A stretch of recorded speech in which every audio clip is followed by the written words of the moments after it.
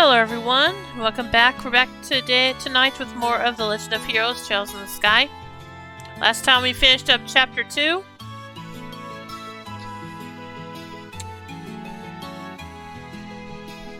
After... Yeah, I know, I'm bad at recaps, I'm sorry. Anyway...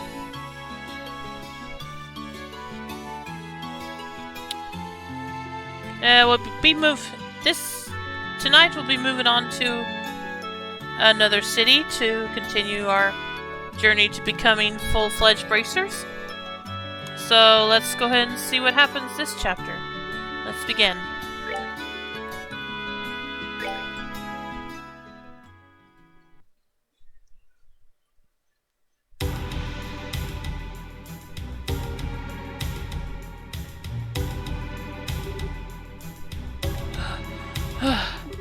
Stubborn bastard! Hey! How the heck is he keeping up with such a huge sword? Okay, that's going automatically. I can't read that fast. Damn, we can't shake him. We have no choice. Time to counterattack. I guess you're finally taking me seriously. Good. I was getting sick of playing tag with you fools. He's not gonna go up until he's dead. What a stubborn idiot.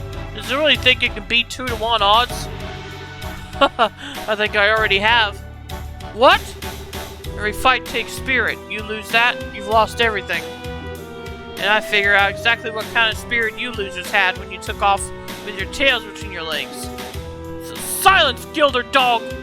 We can handle you. You're in for a painful death. Gah! Damn it, we can't get caught now. Okay, how about you just surrender and give me your full confessions? Starting with who you are and what you're after. You needn't concern yourself about that. What? When did you get here? Commander! You came for us. You two are pitiful. You failed to report in as appointed, and this is why. We have no excuses. We've had a lot of interference. I get it, so you're the man in charge. Only of this particular scene. Allow me to apologize on behalf of my men. Could I persuade you to overlook this incident? Huh? Okay, repeat that. I said that I'd like for you to overlook this incident. We've never had any intention of running afoul of the Bracer Guild. Don't make me laugh. You think I'm just going to look the other way and let you get away with what you did? Oh, well, I had thought it a generous offer, personally. Certainly a fairer price than death. Both of you, stand down. Return to the rendezvous point at once. Yes, sir! Thank you, Commander. Where do you think you're going? Son of a... Fine. The target may have changed, but as long as I have one. And you being the leader, I assume you've got better information to offer me than your underlings anyway. Huh, you think it'll be that easy to make me talk? I sure as hell intend to find out!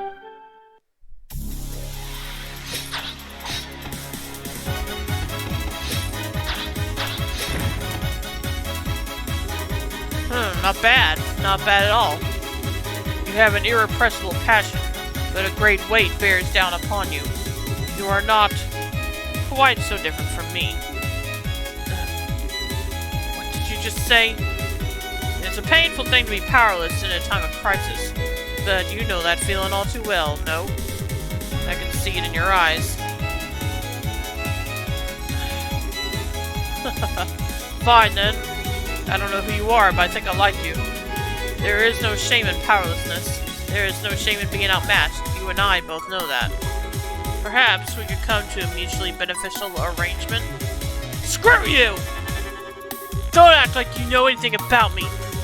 You're in for one hell of a beatdown. Ah! Ah! Gah! All talk, no shock. Bet the guild's going to love interrogating you. What the? Is that the bloody body split craft?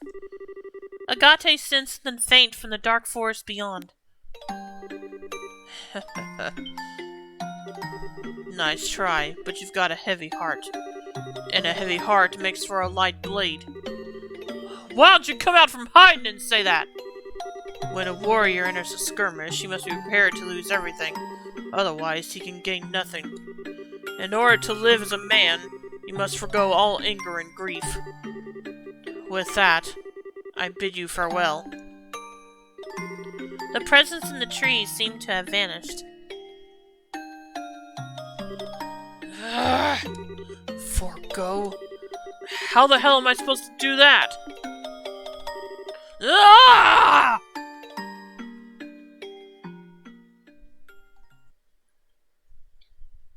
Chapter 3, The Black Orbment.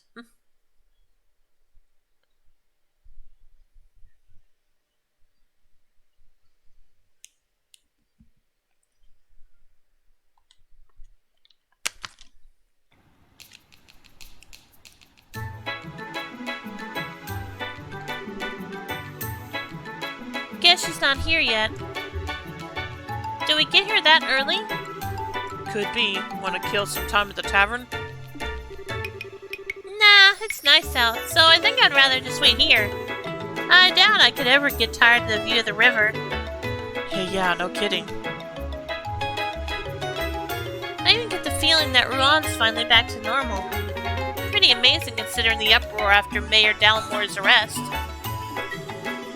Well, a seated mayor has never been arrested before. Try to imagine if Mayor Klaus was arrested in Roland. Yeah, that would be a real shock.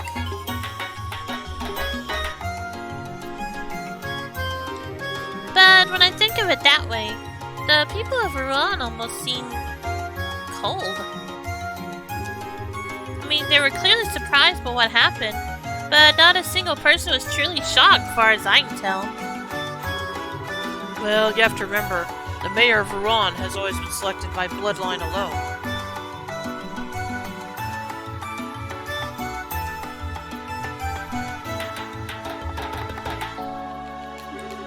He wasn't elected to his position by the Ronians, and that probably makes all the difference in the world. Yeah, that's true. The people of Roland appointed Klaus mayor because they liked him and trusted him. Dalmore's getting what he deserves, but I still feel kind of bad for him. Hey, look who's here. Huh?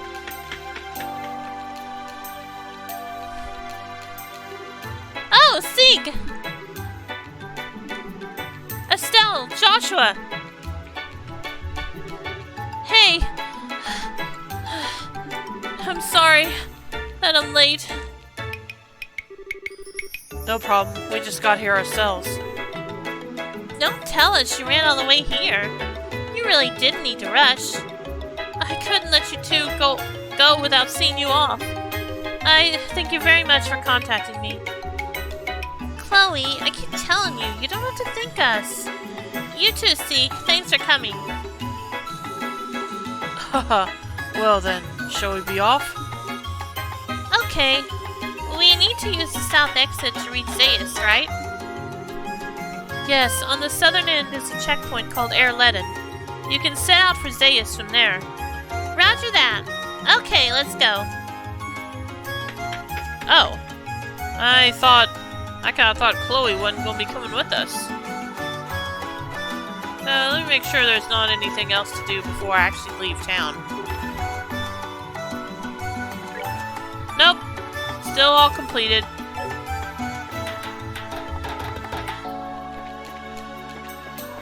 So I guess I'll move on now. That's not where I wanted to go.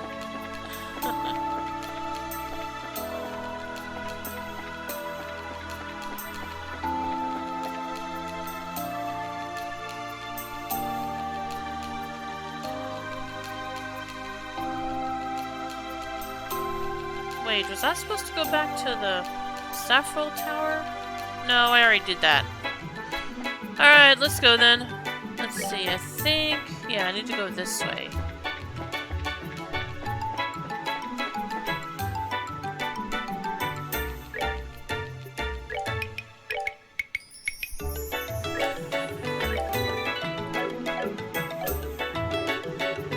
We also still have that fish you already borrowed from the bar. Can't leave without returning it. We borrowed it from the bar in the harbor, right? Oh, the Aqua Rosa? Oh, well, okay. Guess we do have one thing we gotta do before we leave town. Let's see, Aqua Rosa... yeah, here we go.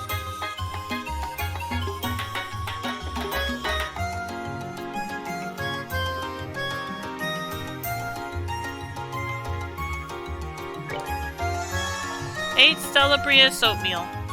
Oh, okay, I guess I already had it. Return progressive rod. Ah, thank you. So, did the gods smile upon your rod today?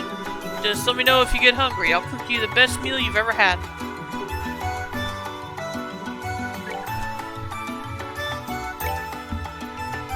Okay, I already bought one of those.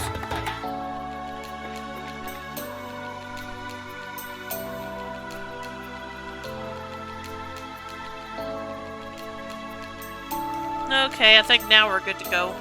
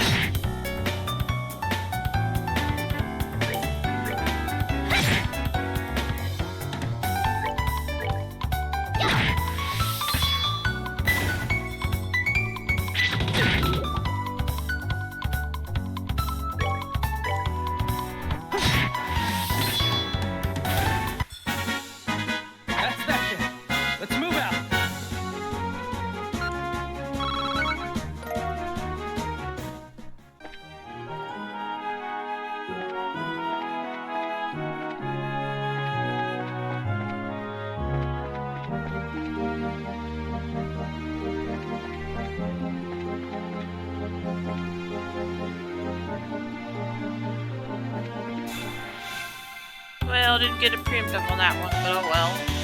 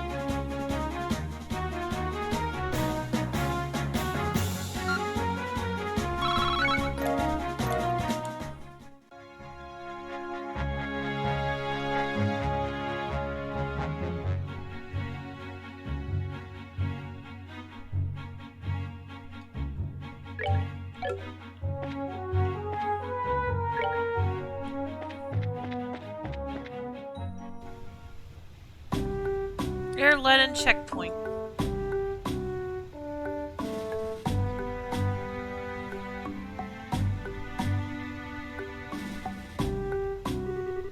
I've been here before, but this is a nice little spot.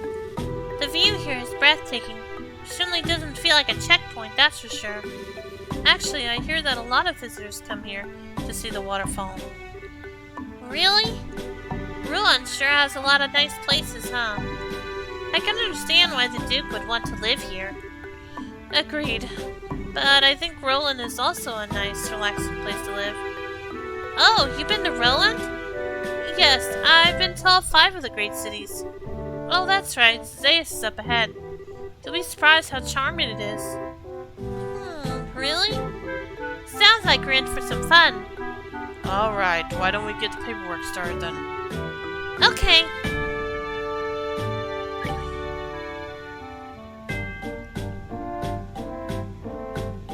Caldea Tunnel.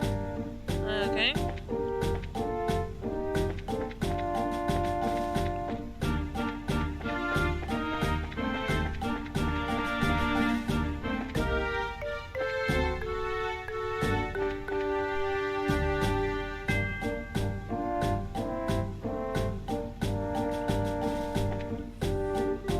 Hey, welcome to Erlen Checkpoint. If you want to get set up to go through, head to the counter inside. Alright.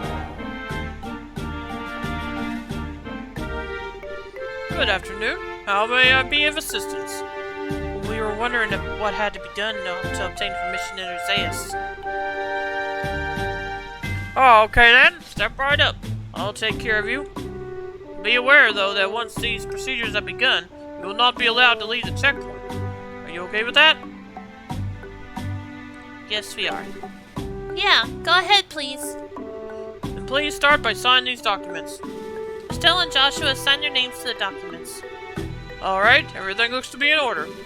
Does the young lady there not join you? Oh, I only came to see them off. Ah, very well then. You'll be able to accompany them as far as the mouth of the Caldea Tunnel. Thank you very much. What's the Caldea Tunnel? It's the main road that joins this checkpoint to Zaius.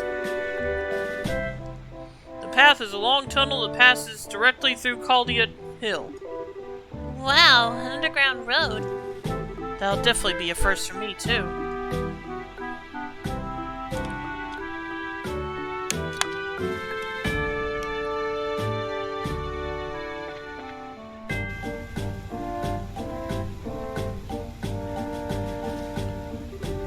Wow, this is amazing!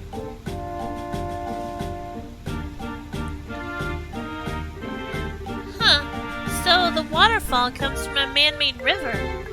I think it's called the Lhotse Waterway.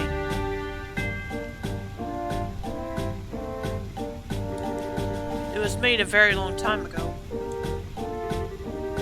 Yes, and it's linked directly to the Valeria Lakeshore. Pretty impressive given that they do it without any ordnance to help. So, what's that over there? That's the entrance to the tunnel, I think. Yeah. So, I guess it's goodbye. Yes. So, you're going to be traveling around the kingdom, right? We might be able to meet again in Gransel. Really? I'll be going back there when the Queen's birthday celebration starts. Some of my relatives will be there, so I have to join them. That's just a month away, isn't it? I think we may actually be in Gransel around that time. So then, once you're done with your family stuff, contact the Gransel Guild branch. If you do, we can try to meet up. I certainly will. Estelle and Joshua, I can't thank you enough. I won't ever forget everything that you've done for me. Come on, don't be so formal. We're in your debt as well, for many reasons. I'd say we're pretty even. What a thing to say. When we confronted the mayor, I said some terrible things. You care for no one but yourself, but I was no different. Huh? I've been running away from the reality of my own situation for a while now. To the orphanage and to the academy. But the two of you taught me something. You helped me find the courage to hold my head high and find the strength to protect what matters. Because of you, I know how to be brave. I don't really get it. But if we were able to help you, I'm happy. Oh. Haha, cheer up, okay? We'll see each other again in Gransel. Yes, absolutely. Ha! Maybe we'll get to see Sig there too, right? That was a joke. I mean, Gransel's pretty far away. I don't think those wings would hold. Besides, your home is here. Sig isn't just any bird, you know. I think he'll be there. I'm sure. Sig's just full of surprises, isn't he? Well then, shall we be off? Yeah. Hey, good luck to both of you on your journey. And I'll be praying for you to find your father. Thank you. You two take care.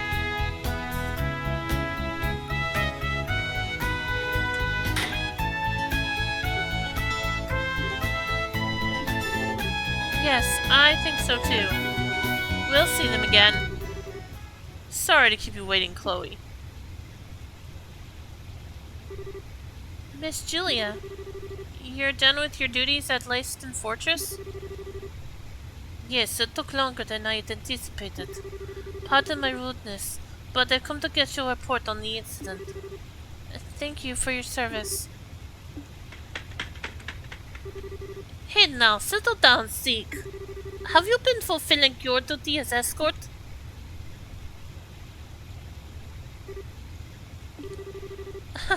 He's always been very helpful. Isn't that right, Sig? He's certainly chipper. The Arcel has stopped at the end of the highway. You're to report in there. Understood. I'll be leaving school for a while. I need to say goodbye to my teachers before returning to Gransel.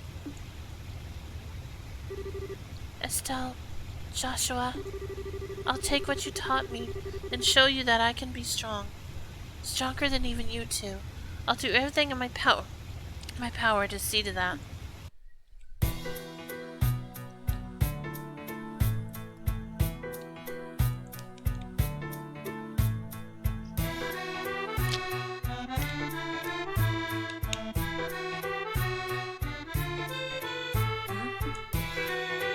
What's wrong?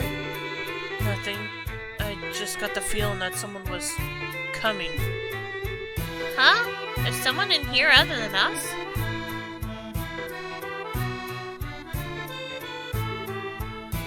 Guess not. Yeah. Sorry. Must have imagined it. Oh, I get it. I think you still got a little crush on Chloe. Huh? What makes you say that? Oh, don't be shy. You know I can read you like a book. It's not unreasonable, after all. You did, kiss her during the play. What if she asked you to come back? You'd say yes, right? I guess you didn't notice then. Huh? Notice what? The last scene. That was just for show, you know. It was staged, just so it would look like a real kiss for the audience. What?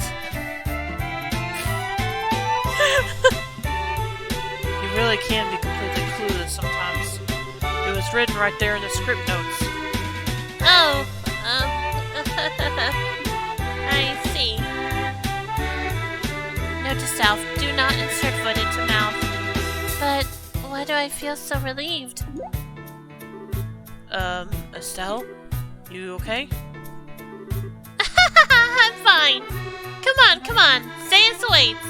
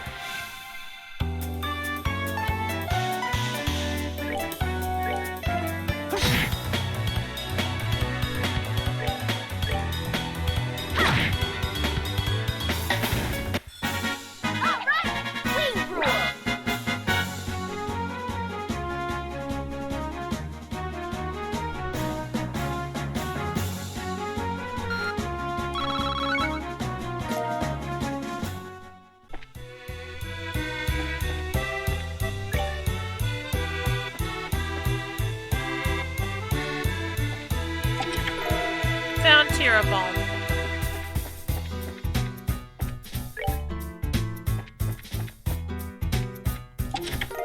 Found Curia Bomb.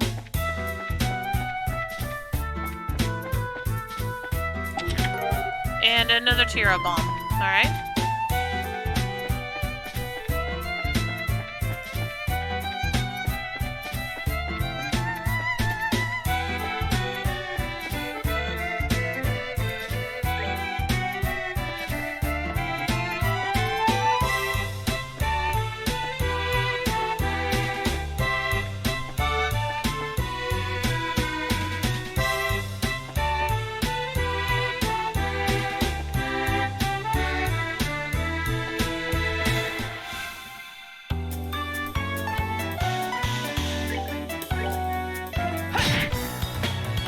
Okay. A little worried it may be one of those enemies that has a higher defense, but apparently not.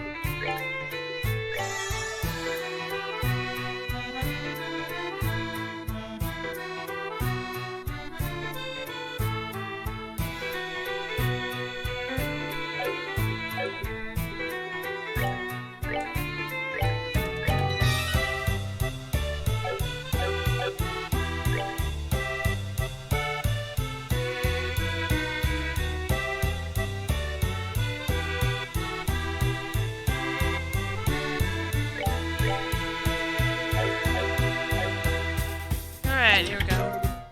Okay, Death Blow 2. Alright. So it went monster chest.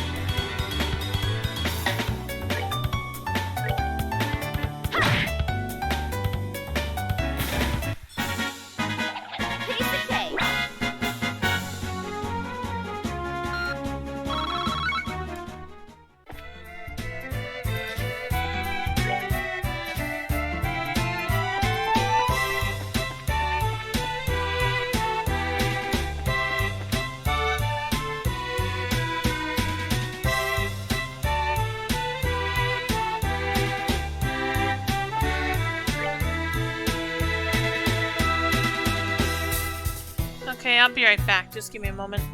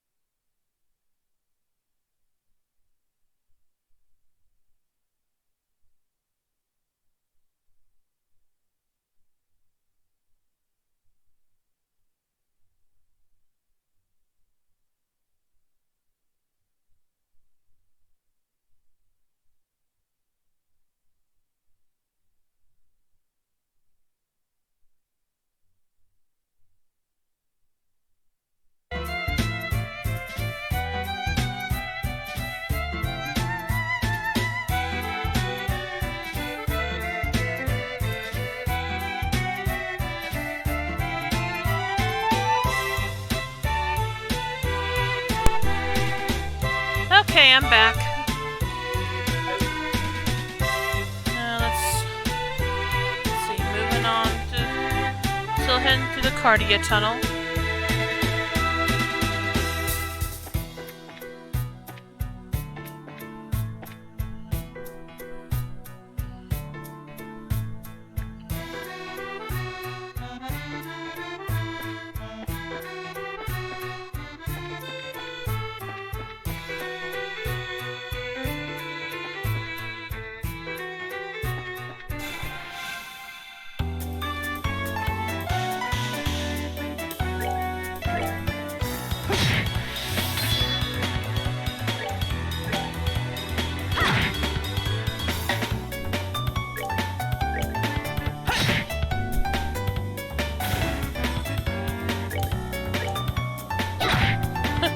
Barely saw that one before.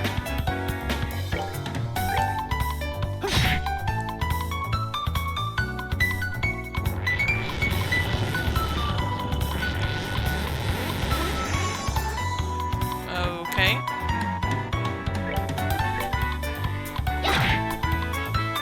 Ah, okay. Protects it from one attack. Got it.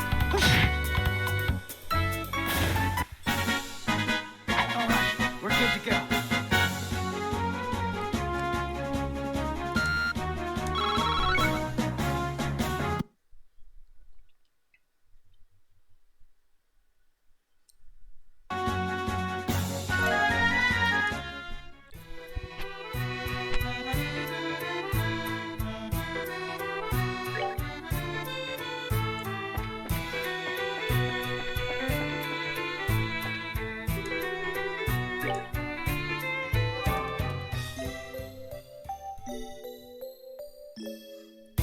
Nice of them to put this here.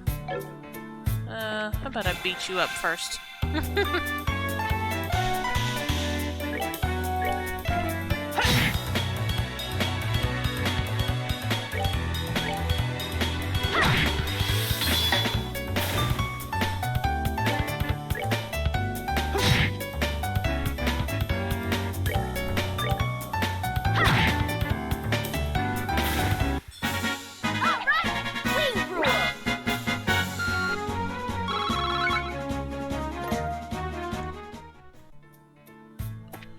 Okay, now... Did we take any damage? No, so now I'll save here.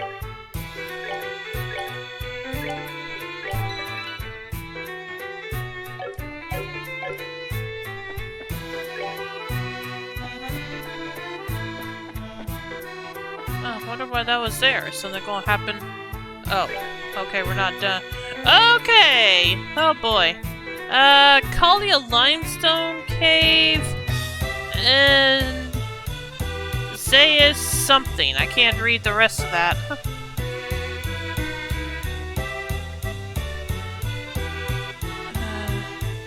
So yeah, which way am I supposed to go first?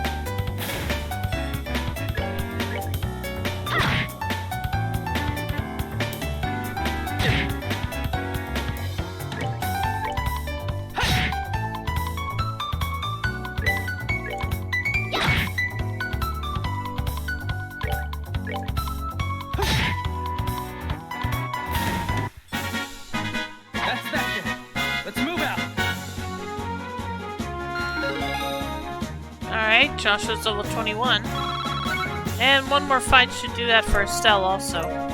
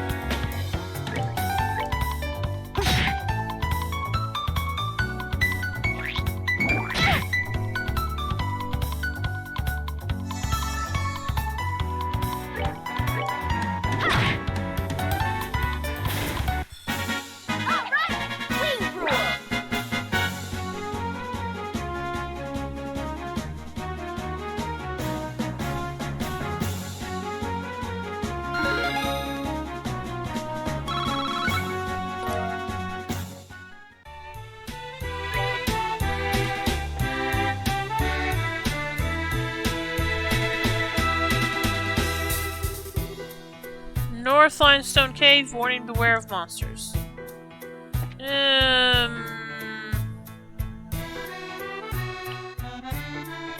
Yeah, probably better not go that way yet.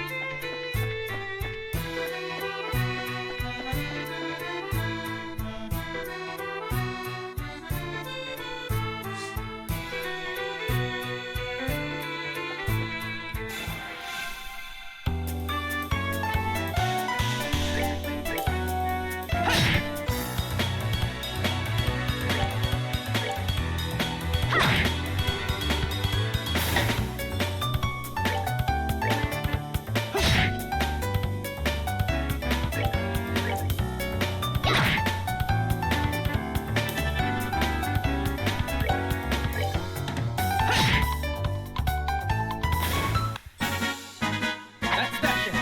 Let's move out.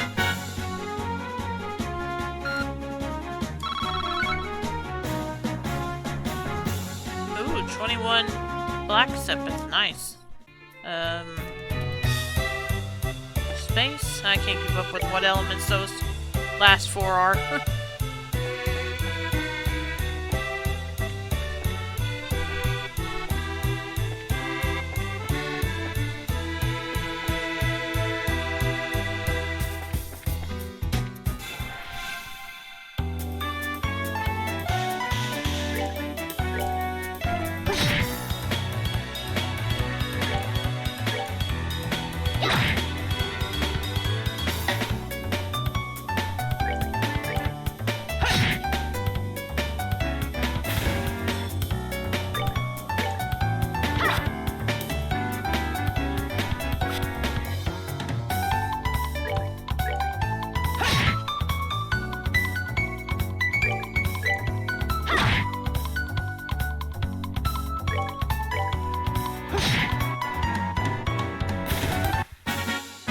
That's that then. Let's move out.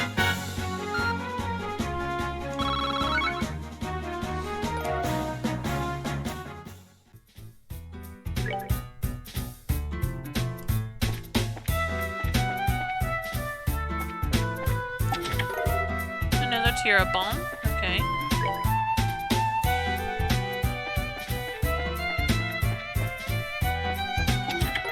And a Celestial bomb. Nice.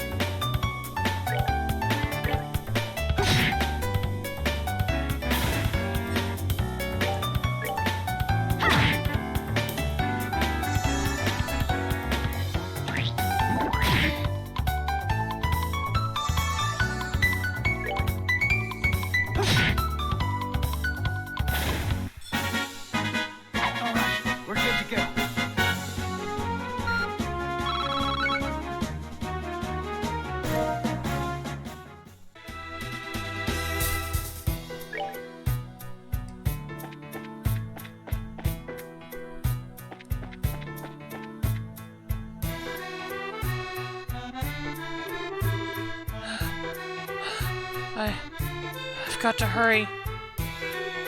Huh? Someone's coming this way. Oh! Good afternoon. Where's the fire? Good afternoon. Are you taking this road too? Well, yeah. Have you seen any lights that weren't working? The lights along the tunnel wall, I mean. Sorry, if there are, I haven't noticed any. All the lights we passed are still on, but we did pass one that was flickering. There's 2 rivers between it and here. That's it. It's just like I thought. Sorry, I have to hurry.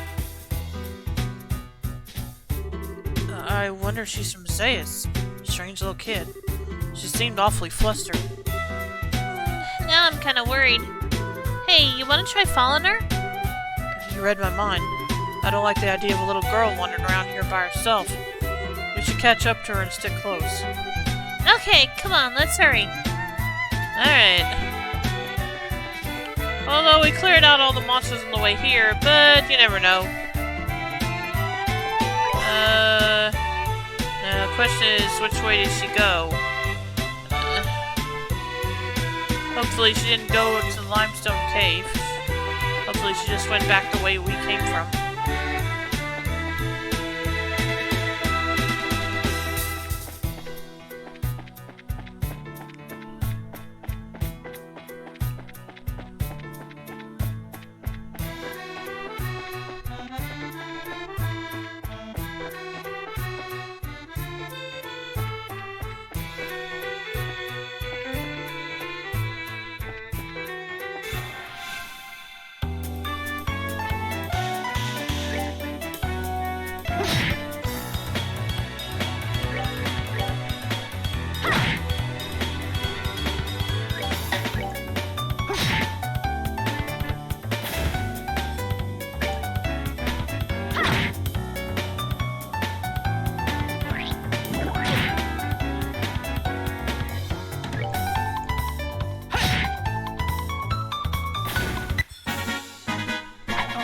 We're good to go.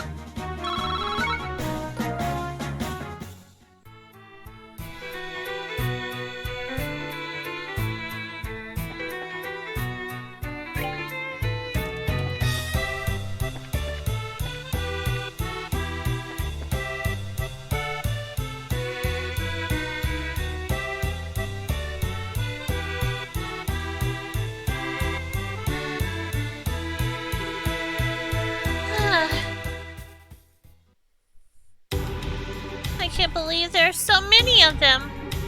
It's going to break at this rate. Maybe this. Bearing set, angle of elevation 20 degrees. Orbital compression at 30%. Go! If you're coming closer, then I won't miss next time. I mean it.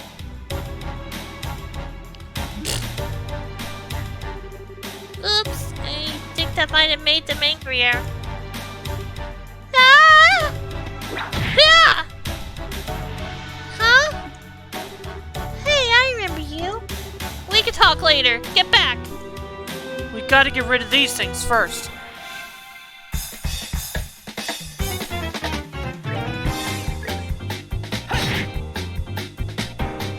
Okay, she actually is a party member.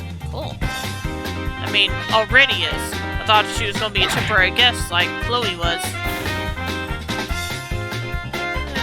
Dang, she's got some low HP. May have to get her an HP or ooh, okay. I'm liking that.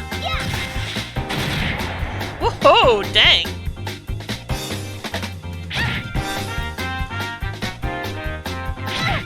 Oh yeah, she's definitely gonna need HP ornament. I'm gonna check if I have an extra one.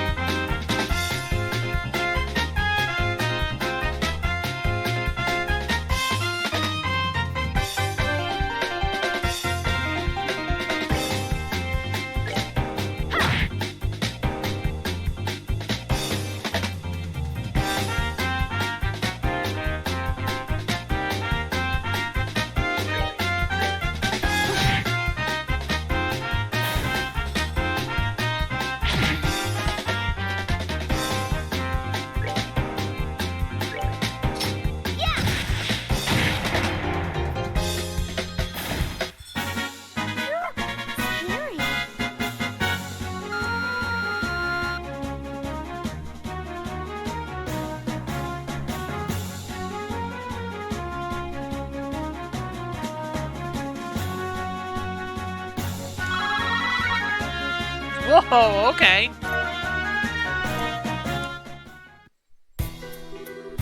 That was scary. Thank you very much. I thought I was a goner for sure. Haha, well, the important thing is that you're safe. But you really should be more careful. Stirring up monsters is a surefire way to get yourself eaten. But if I'd let them alone, they probably would have broken that light. Speaking of which, why would those things go after the lights anyway? Don't they do the same thing when the highway lights are switched out? The septium in those circuits is the monster's favorite food. The highway lights work to keep monsters away, and when they stop working, they have the exact opposite effect. Ah, I get it. Still, you shouldn't mess stuff like that. Septium might be their favorite food, but little girl is probably ranking close second. Oh, so sorry. Go easy there. Giving her nightmares and saying don't do that isn't exactly going to score you any points. Oh, don't be such a wet blanket. Anyway, my name's Estelle. And I'm Joshua. we're bracers affiliated with the guild. Oh, so that's why you're so tough. I'm Tita. I work as an apprentice at the Central Factory. Wow, that's pretty impressive. Well then, Tita, we're heading to Zayas, so do you want to join us the rest of the way? That's right, you don't want to be around here if monsters show up again. Really? Thank you. Would you mind waiting for a little bit? I gotta get that light fixed. Yeah, it's probably risky to leave it like that. How in the world did you know it had burned out, though? Well, I was lucky enough to notice the problem when I was looking at in the computer database. It seems like a defective unit was installed here by mistake. Alright, it's a good thing you caught it when you did. Computer database? Yeah, I just figured that would go over at least one of their heads.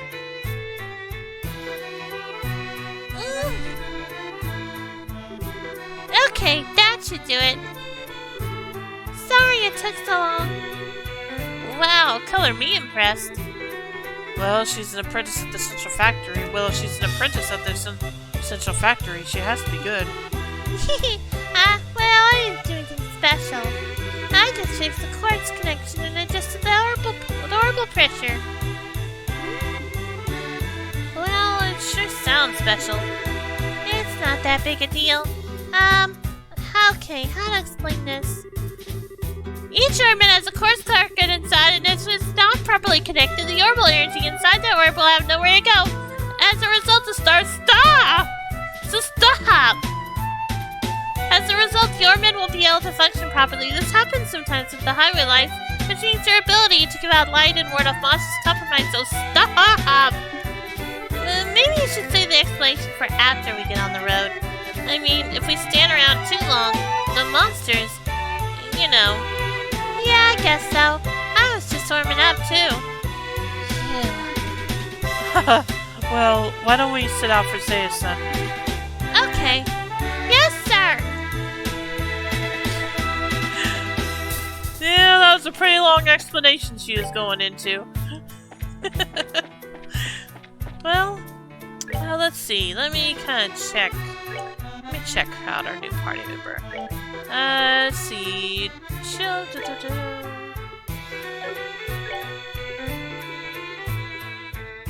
Okay, she's pretty much caught up with her equipment.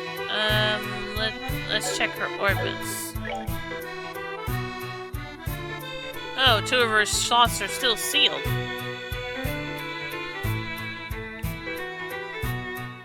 Yeah, well, I'll unlock both of those ASAP, and then I'll get her an HP orb. Again, I need to see if I have any extra ones. If I have any extra ones, or if I need to... Nope, I got an HP too that I can give her, so that'll help. But like I said, I'll wait until I unlock her other 2 slots to do that.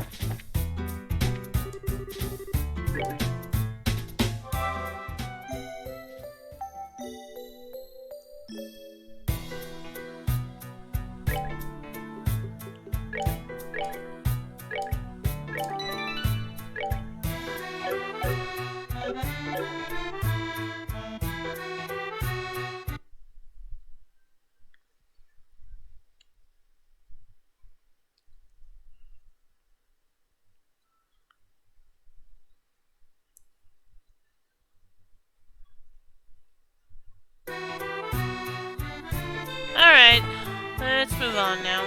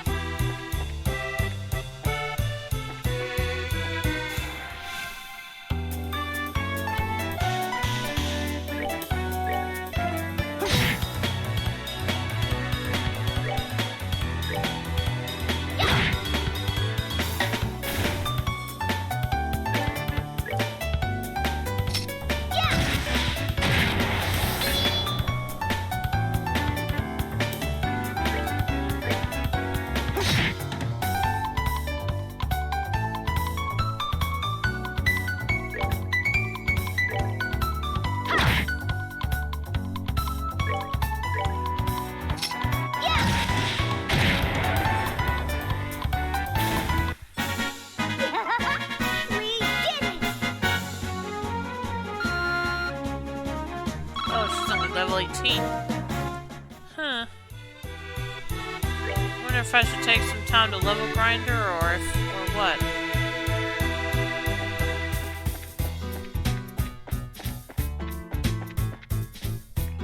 Well, I guess I can do it on the way back at least.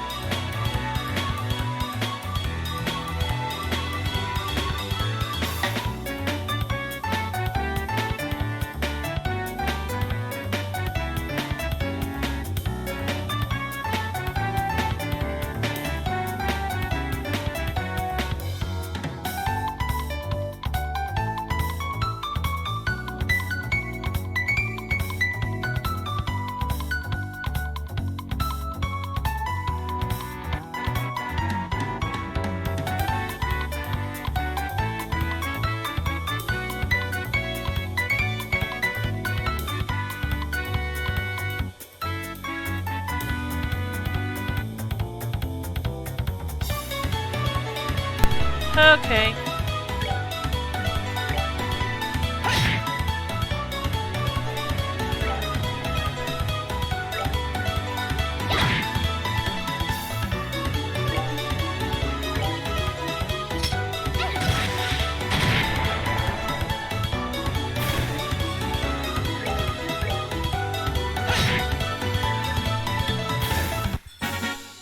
That's that then.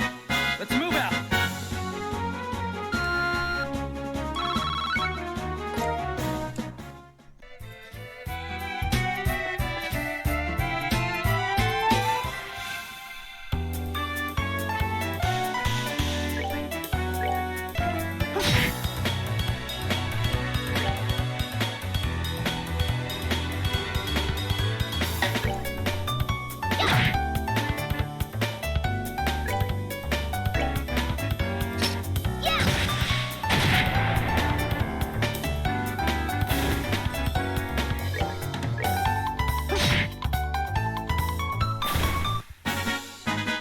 All right, we're good to go.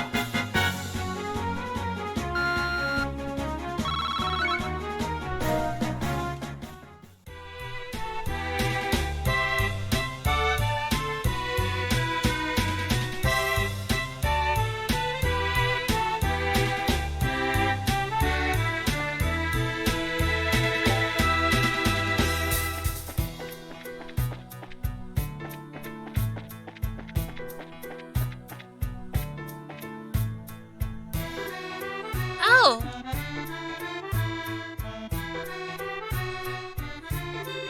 The tunnel ends here. So, does that mean this is the entrance to Zeus? That's right. It leads right into the basement of the Central Factory. I'm excited to see it. The Central Factory is the pride and joy of Zeus, since it's an industrial city.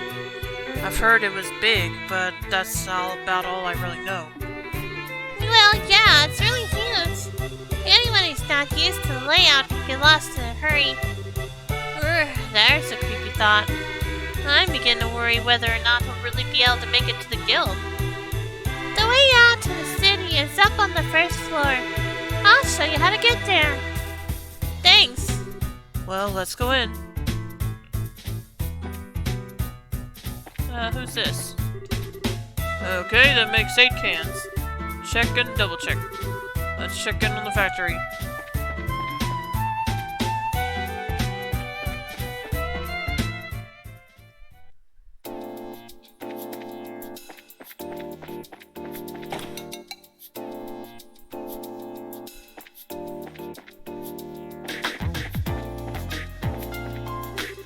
Left elevator, right basement, Orbman workshop.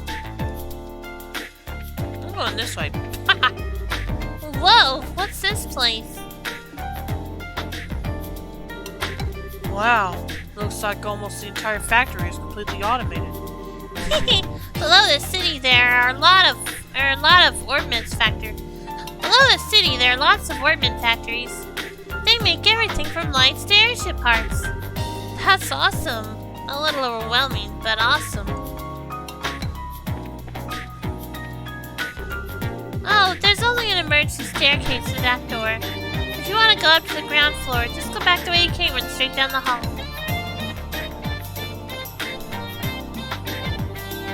I wonder what he's doing right now. Okay, enough of that. Get your head in the job, girl. Okay, this isn't what I was thinking it might be, so... Oh well.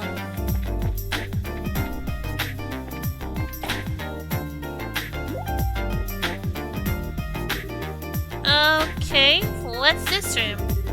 This is the elevator. It can take us from the basement to the roof. Can't say I've ever seen one of these outside of the mines. And this one seems super high tech. Well, this is Zeus. And since this is the Central Factory, I'm sure they have quite a few of these. They have more than one? It's the latest model, too. Maximum weight capacity 50 Torim. It can handle even heavy industrial equipment with no problem. I don't entirely get it, but it sure sounds impressive. So, how do we get to move? Oh, you just pick which floor you want on that panel. Let's see. You want to go into the city, right? Yes. Can you take us up to the top first floor? Okay. Whoa!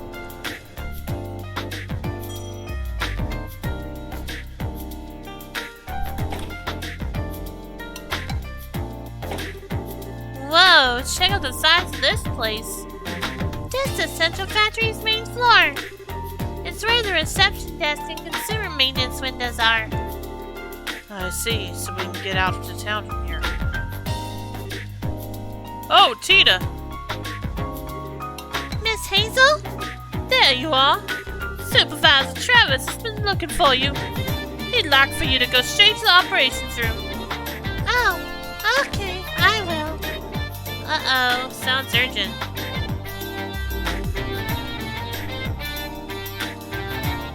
Thank you for showing us around. It's no big deal. It's the least I can do after you beat up those monsters for me. Well, we're planning to be in Zayas for a little while. Would you mind if we stop by to see you again? I'd love that. Bye-bye then.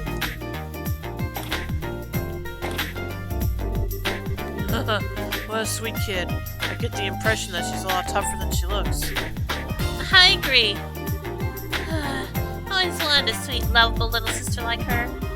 Instead of, might I add, an obnoxious little brother. You keep saying things like that, but you're the one who's always following me around. If you want to be more like a real older sister, you need to get your head out of the clouds every now and then. Look who's talking. Anyway, all sibling rivalries aside, want to head into the city? Yeah. First, I'd like to switch assignments at the guild. Plus, we can see if there's any new information on the Orbman or Dad. Sounds like a plan. Welcome to the Zayas Central Factory. If you have any questions, please let me know.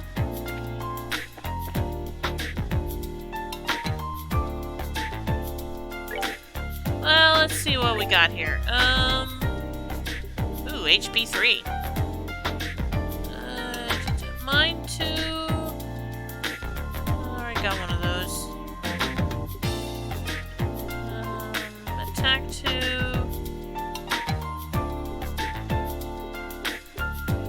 Shield 2, evade 2, evade 3. MP 2, action 2. Let me give a refresher on what everyone has. Let's see.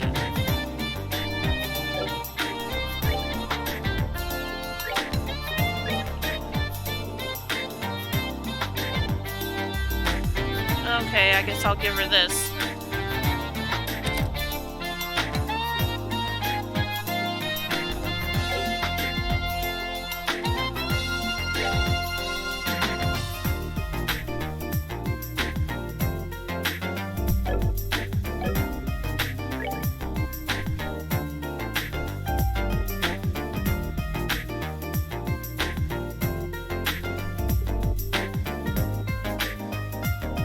Okay.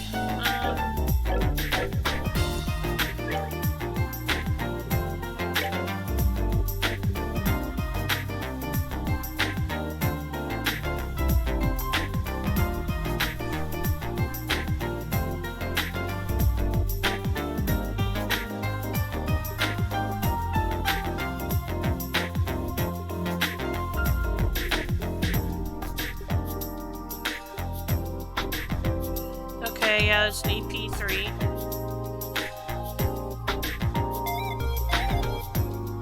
Ooh, and a hit 3. Oh boy. Yeah, I'm just gonna have to be restocking on a lot of setbacks after this. Let's see. I'm gonna get HP 3.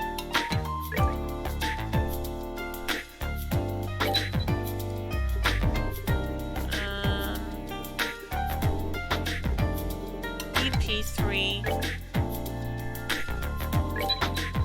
And hopefully I can get hit 3. No, I can't. Darn it. Alright, fine.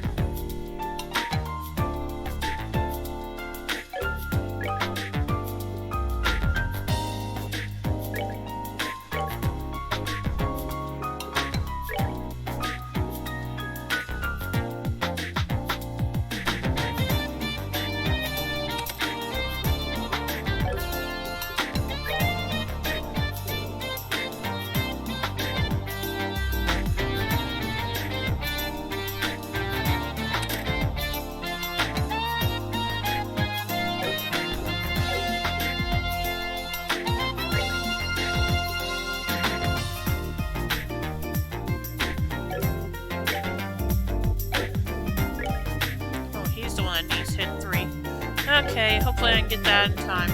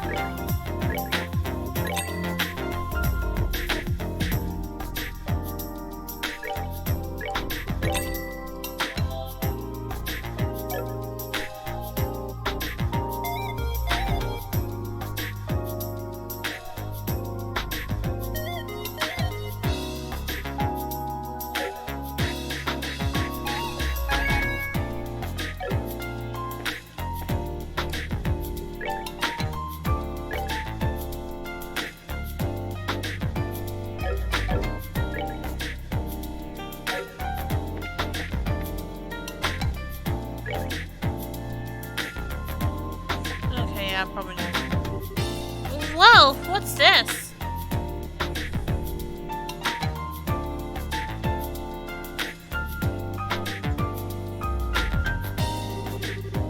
Some kind of moving staircase. It is a really long climb, so I guess it would be tough without it. Yeah, but to have the whole thing moving underneath you? This place has been full of surprises ever since we got here. No kidding.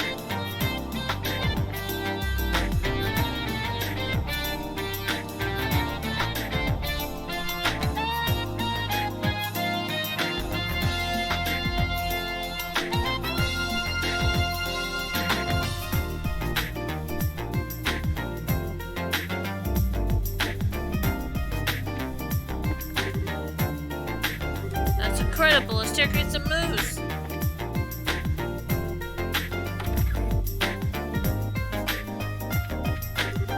Oh, are you all braces? Stay in arms and guards as the means to fill your needs. My shop is just across the street from the Bracer Guild, so drop by any time. Alright, will do.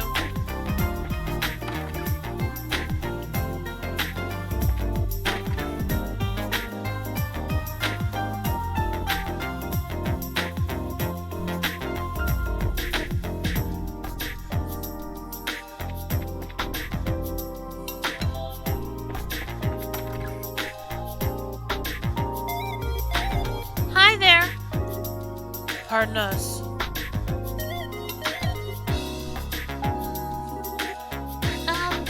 See, we're... Finally here, I see. Estelle, Joshua, welcome to Zeus. Huh? You know us? I've already been briefed of your arrival from one Jean of the Ruan branch. A girl with chestnut hair tied in twin ponytails, and a boy with black hair and amber eyes. That is you, is it not? Okay. My name is Killiga. Zeus welcomes your service. It's a pleasure to make your acquaintance. Oh, same here. The pleasure is ours. I know you've only just arrived, but I'd like to proceed with the formalities of changing your affiliation. If you'll just sign these documents. Okay. Estelle and Joshua sign the assignment change. Sign the assignment change forms. That should do it. You are both now affiliates of the Zeus Original Guild. There are no urgent matters that must be seen from currently. You're free to check the bulletin board and work at your own pace. That's kind of disappointing. But hey, a little peace and quiet can be a good thing. Oh, right. I had a question to ask. About Cassius, right? Correct? She can read minds! Did Jean tell you about him, too? The whole sordid matter. I'm sorry to say that Cassius is not currently in the Zeus region. He only stops in every few months or so. Figures. That just leaves Grancel, or maybe... I believe I might be able to find you with the lead in another matter. Please, take this. Received, attention factory chief. What's this? It's a letter of introduction to the head of the central factory, one Mr. Murdoch. He is basically like the mayor of the Zeus region.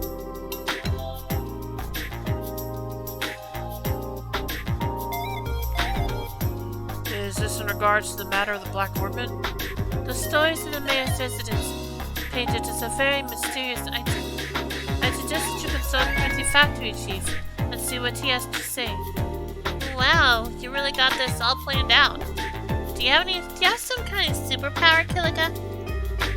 My business is to provide support for bases such as yourselves. I simply decipher the intelligence that's provided and pass it on as the mandate of my job requires. Wow. I really appreciate your assistance. Think nothing of it. And I trust you will return to assist us should a major incident occur. Haha, you can count on us when the time comes. Well, do you want to go ahead and see the factory chief? Sounds good to me.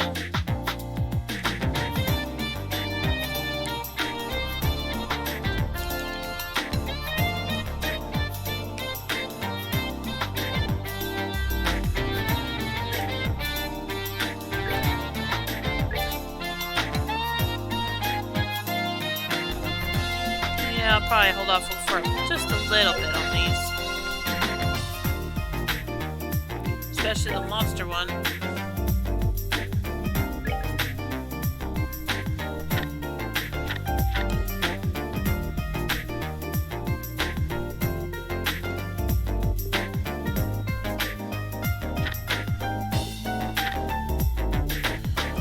But if that girl joins us again, then yeah.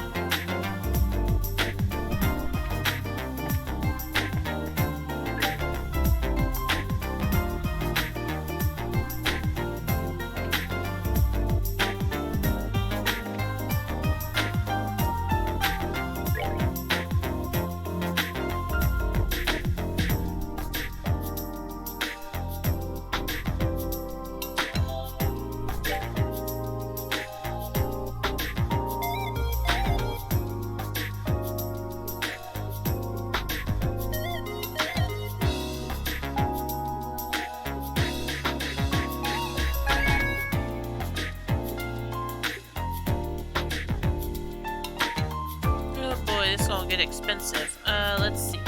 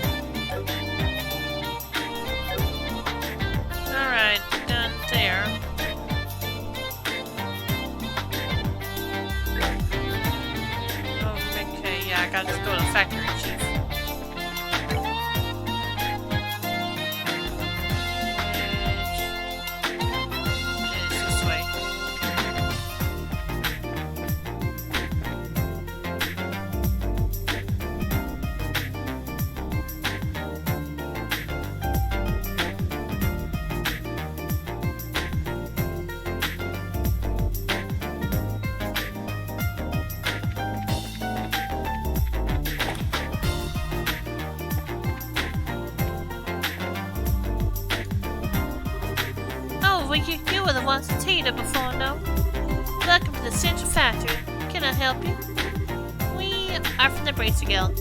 We'd like to meet with the factory head, if we may. Estella reached into her pocket, paused for dramatic effect, then flourished the introduction note to meet the factory's chief. Joshua looked stoic and tried not to roll his eyes. Ah, I see. Just a moment, please. Hazel used the intercom, keeping one wary eye on Estelle all the while. Sir, I'm terribly sorry to bother you, Daniel. Yes, sir. The people from the Bracer Guild are... Yes, sir, right away. Thank you for waiting. Factory Chief Murdoch will see you now. His office is upstairs on the second floor. Nice! I didn't think you'd see us so quickly. Let's not keep him waiting. Okay, let me check something real quick before I head up.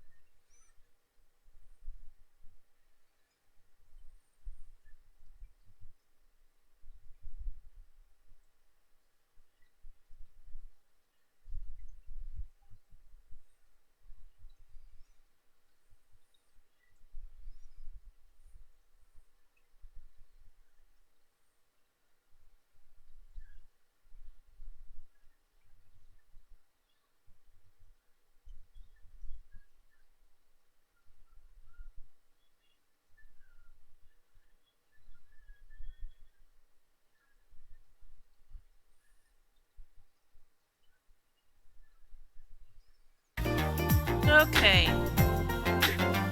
So we gotta go up to the second floor.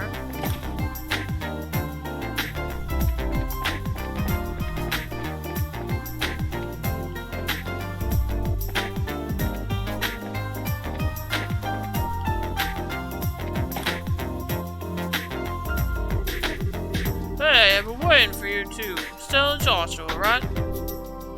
Yes, it's nice to meet you, sir. We're sorry to bother you with work like this. No, don't worry yourselves about that. The Bracer Guild, and Cassius in particular, have done a great deal for me in the past. It would be rude of me to not welcome his children. Huh? You know Dad? I guess you might say that. He was my benefactor. It's no exaggeration to say that the Central Factory produces the finest oldments in the land. Naturally, the confrontations over our craft have never really stopped. Whenever we had a problem, we'd always contact the Roland branch and have them come over. I see. That explains all the business trips then. And now my benefactor's kids have come to visit me themselves. So what can I do for you? I'm happy to help. Thanks, sir. It's kind of a long story. Joshua and Estelle explained to Murdoch about the events surrounding the mysterious Black Orbman. I see. Well then, would you mind if I had a look at this orbment? Sure, no problem. Estelle produced the Black Orbman and handed it to the factory chief. Now this certainly is an oddity. It's obviously made from modern materials, but the caliber isn't inscribed anywhere. Caliber? I mean the numbers that are carved into the orbit's frame. Exactly. It's almost unheard of for an orbit to be produced without them. Not just in Liberia. That's not just in Liberia either. Most other nations on the continent are the same way. It's been a tradition dating back to when the ornaments were first invented 50 years ago. Huh, you don't say. Estelle took out her combat ornament and eyeballed it suspiciously. You're right. There are numbers right there. Crazy. You mean to say that you've never noticed in all this time? Oh, you hush.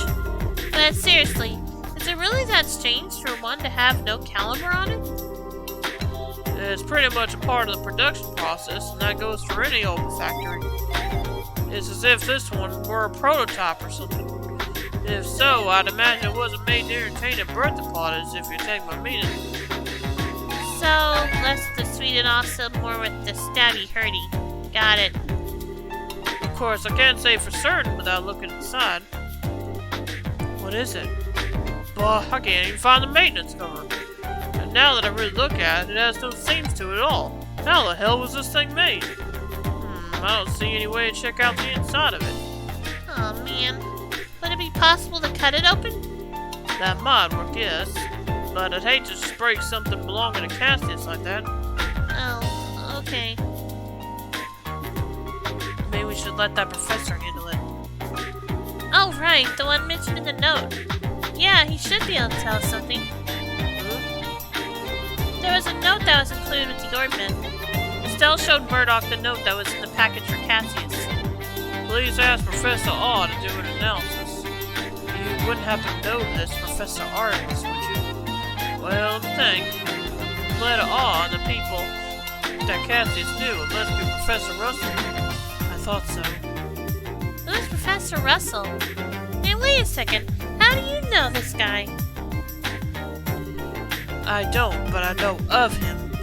He's known as the person who brought orbital technology to Liberl in the first place. Hey, you know your stuff.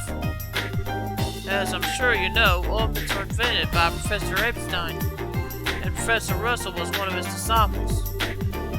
40 years ago, he brought the orbits and his knowledge back, and that's why Liberl is a technologically advanced nation.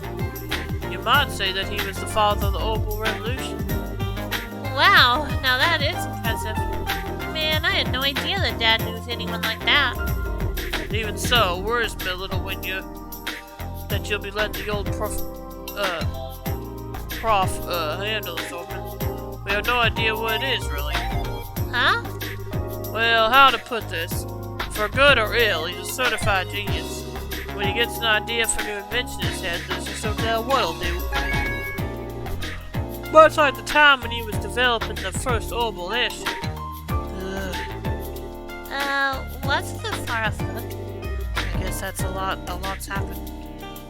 Sorry. I'm sure that he'll be able to figure this thing out. Go find him and ask him about it. Can't hurt. Thanks, Chief. Where should we go to find him?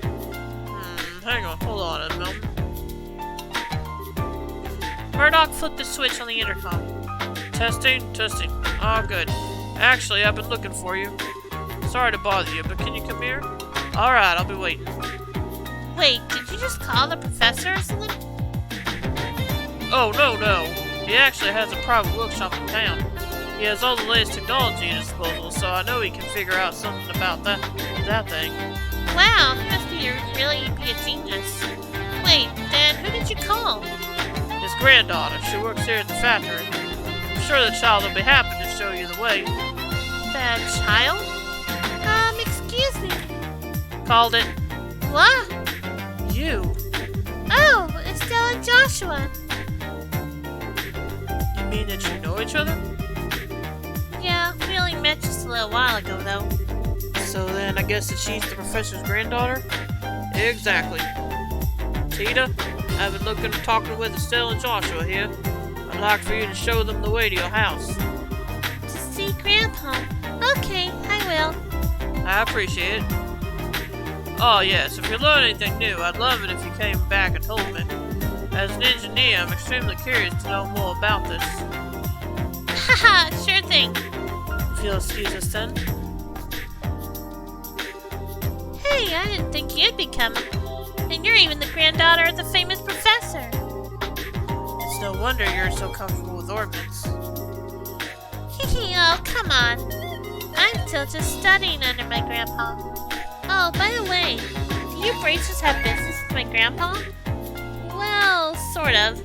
The situation is kind of complicated. We can explain everything once you see your grandfather. Oh, okay. My house is in the southwest corner of town. Get off the escalator and go straight until you reach the south entrance. Then turn to the west and there it is. Got it. Well, let's get moving. Well, I hope I can remember all those directions she just gave me, because for the moment, I am going to go see about doing those two side quests I picked up.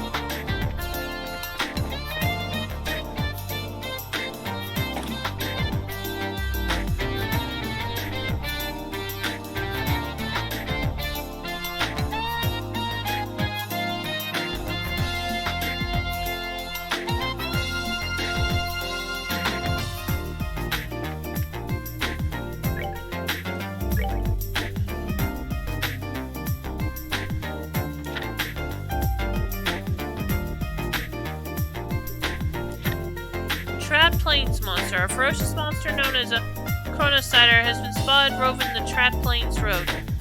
Racers from this branch are requested to deal with this threat immediately.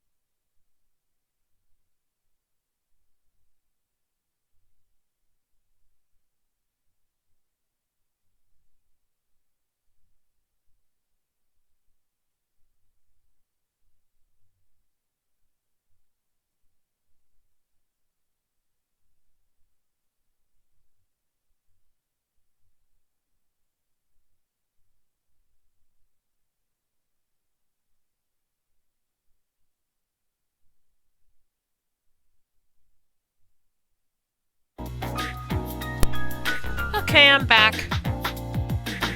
Let's continue. Let's see, what do I need to do? Oh yeah, I gotta go to the Trat Plains, wherever that is. Let's see, how do I get there? Oh wait, I need to go to the... Welcome back, Luna. Thanks, Soup. And welcome to the stream. How you doing tonight? Let's see, I need to go back in here real quick, actually. Not there, this way.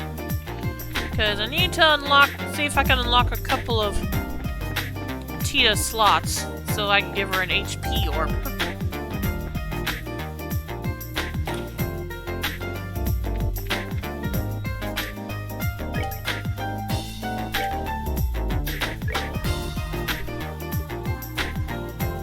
Space quartz only? Okay.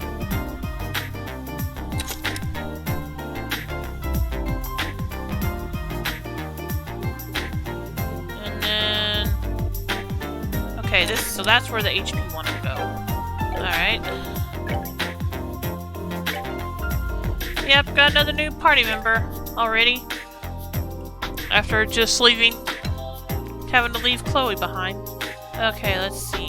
I want her to give her the HP too, because she definitely needs the HP boost. And then, let's see, space quartz, so...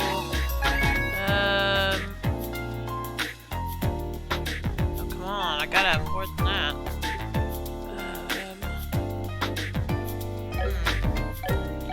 Okay, hold that thought. Let me see what I can get her. Let's see. Space quartz, space quartz. Really? That's it?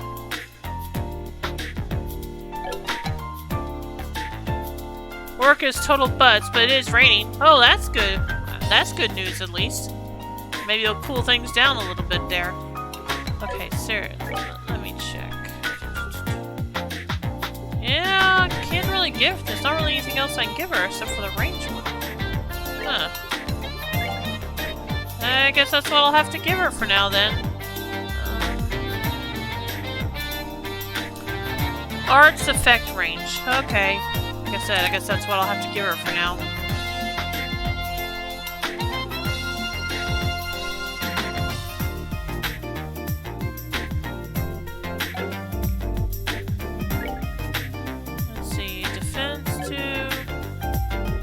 Cut 2, move 2, HP 2, range 1, hit 2, and defense 2.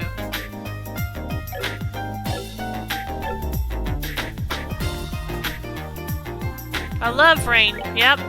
They keep saying we're supposed to get some here, but hasn't happened. Let's see, okay, that's what I was looking for, was the end.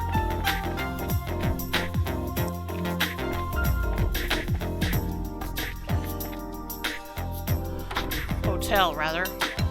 Yeah, what do you think of our new party member? I know you hadn't gotten to see much of her yet, but let's see how much. 120, okay.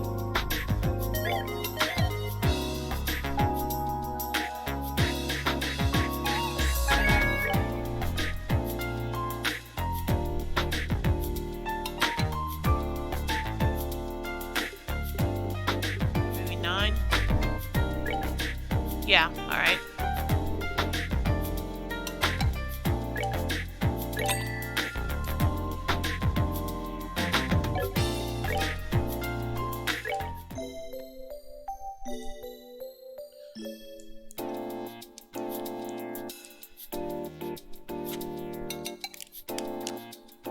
I already like her in battle, though, because of the type of weapon she uses.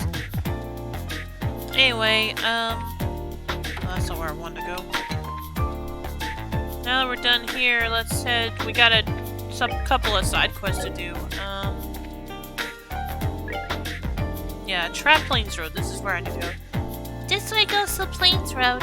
My house is to the southwest. Oh. Well... Fudge, I can't do that yet then. Okay.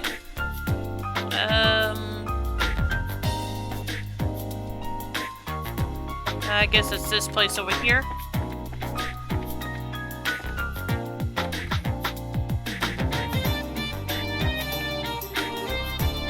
This is my house. Wow, nice place. Professor Russell is here? No, I think he's in the workshop. Through this door. We should go and say hi then.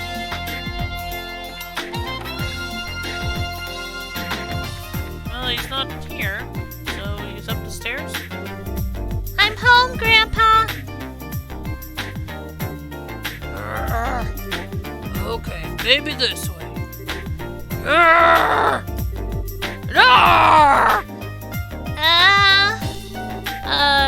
So this is the professor?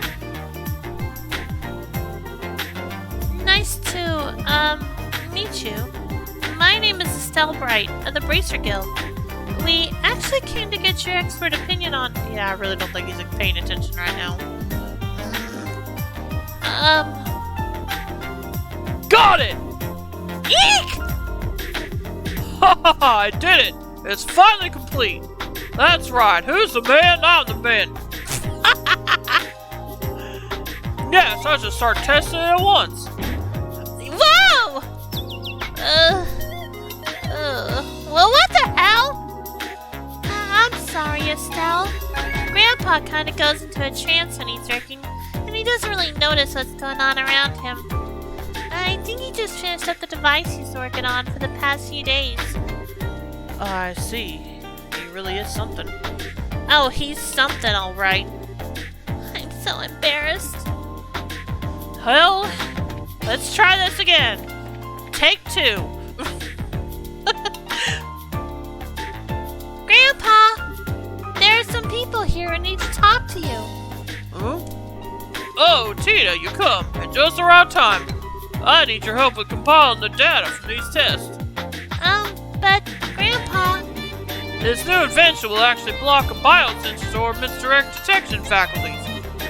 It emits a unique orbital force field that deflects the energy that a biosensor sends out when it scans. Oh, really? Yes, really, since when do I overstate my own accomplishments? Now come on, we got testing to do. Right!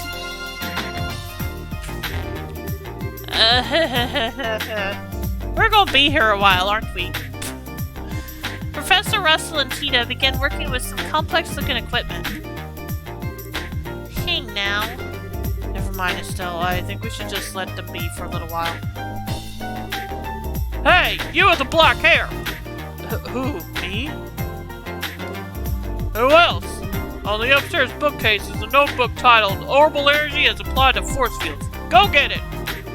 Go on, be quick about it. Alright. Wait, Joshua! Hey, young lady, you with the antenna here. Antenna? Oh, no, you didn't! Quit farting around and make some coffee. Why should I have to make you coffee? Take it black, by the way. I want it clear as mud. You're not hearing a word I say. Or a word anyone else says, so you're not alone. Fine, whatever.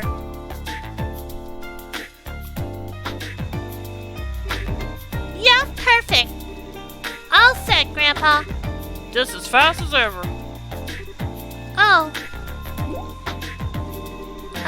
Where are Estelle and Joshua? Who? Come to think of it, I do vaguely recall a couple of young folks. Murdoch sent along some fresh faces in, I presume? Grandpa?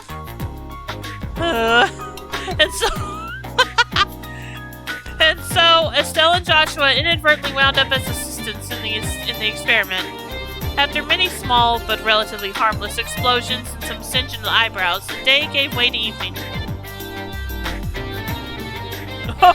Sorry about all that. I just assumed you're both new employees at the Central Factory. So it's only natural that you wound up being drafted as assistants. This is no laughing matter. Especially since the only thing you had me helping with was making coffee. Girls can bang metal parts together too, old man. Gotta go back out there. Holiday weekend means I can't waste a second. Oh, yeah. I understand. Well, take care then. And maybe see you later. Depends on how busy you get. If not, I'll be back later tonight for Trails of Cold Steel 2. Anyway, take care, Soup.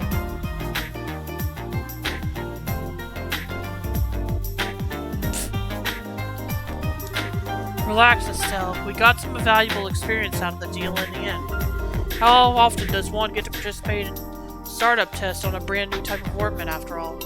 Well, now, you're a bright lad then, aren't you? Want to give up this bracer nonsense and start up in the field of orbital engineering? Grandpa! I'm really sorry, guys. I guess I got caught up in the moment, too. You don't need to apologize, sweetie. But I thought the father of the orbital revolution was going to be some really amazing man. Not some old fart with attention deficit issues. Ha ha ha, please, you're too kind. Moving on. So, I'm being paid a visit by the children of Cassius. That's quite the surprise. So you really do know our dad? Yes, from way back when. I've known him since his army days, some 20 years or so. I've met him too. He had the really nice mustache, right? Well, I don't know if I'd call it nice, so much as suspicious looking. But if he's known Dad for that long, it looks like we'll be safe and trusted you-know-what with Professor Russell after all. Yes, I have to agree. What are you talking about? And what was it you wanted my help with? Well, Estelle explained to the professor the whole sequence of events surrounding the Black Orbment. I see. Wow, the pitch-black Orbment. Yes, most intriguing. And with no inscribed caliber or seams. Look at that frame, too. Professor Russell produced a cutting tool from his belt. Without a word, he pushed the blade's edge against the outer shell of the Orbment. Wait, what are you doing? It's a special alloy steel cutter. Just a thought. Here, take a look. Okay. Estelle, Joshua, and Tita peered intently at the Black Orbment. Huh? There's not even a scratch. The frame is made from some type of metal that I've never before encountered. Opening it for a closer look is going to be quite the task, I think. That's just crazy. If we can't find some way to open it, we'll be right back to square one. Well, I can certainly spend some time on trying. But first, I think that maybe we should put it under a measurement scan. What now? That huge piece of equipment you saw when we were working on the experiment. You can gauge orbital energy activity in real time. You're making my head hurt with your technobabble. Just tell me what using that thing will accomplish. To put it in layman's terms, it'll allow us to see just what this orbit does. We won't be able to draw any definitive conclusions just from measuring what kind of orbital activity is occurring, but it's a start. And that should give us a major clue. Indeed. So, without further ado... Grandpa, shouldn't we have lunch first? Sure. Estelle and Joshua, you're both welcome to join us. I can't promise it'll be anything special, but sounds great to me. We'll even help with prep. Alright, come on then. I've got a bit to do while lunch is prepared. No, I want to see it too. No fair working when I'm not around. My house, my rules. What is up with these two? Now I see where she gets it.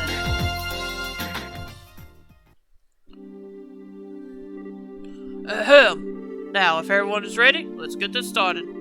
Estelle, if you'll put the orbit on the stand. Okay. Like this? Yes, thank you. Are you ready, Tita? All set! Good, good. Now, commence an orbital force measurement test on the Black Orbment. Black Orbment? So that's going to be the official name after all? But using it officially is so boring and simple. Why not something cool like Dark Thingy of Impending Doom? Maybe we should see what it's actually... Let's find out what it actually does before we start giving it a name. No, simple is best. Anything longer than Black Orbment would just be annoying to say. Well, there's that too. Aw, look at her. She's all anxious to start. Huh? Oh, Alright, let's begin. Tita, if you'll activate the scanner, please. okay. Okay. Okay, that music was a little ominous for a second. Output set at 45. Put all measuring equipment on standby. Roger. Done. All measuring equipment is calibrated. Okay, from here on out it's a real deal. Since no direct input or output was detected, all we can do is measure how the central crystal circuit responds. Now, let's see just how much this contraption is really worth. You're sure in a good mood. And click! Neat, it's all glowing and stuff. I get it. It's putting a major strain on the crystal circuit. There. Tita, any readings? Yes, but they're kind of weird. The tachometer and the tachometer needle is shaking like crazy. Ah! And now it's spinning around the dial. What?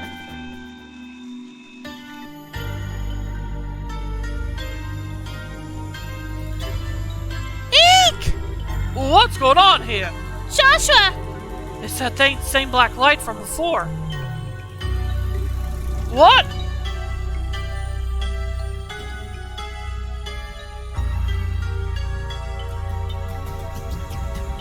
Oops. Yeah, this isn't gonna go over well. We just caused a blackout.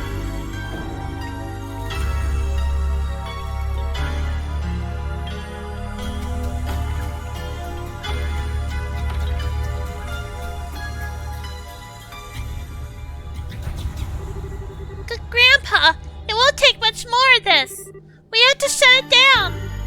Don't you dare! It's just a little longer, we'll have something. Wait a second. All the lights in town are going out. Huh? What? Bah, we have no choice then. Terminating the experiment.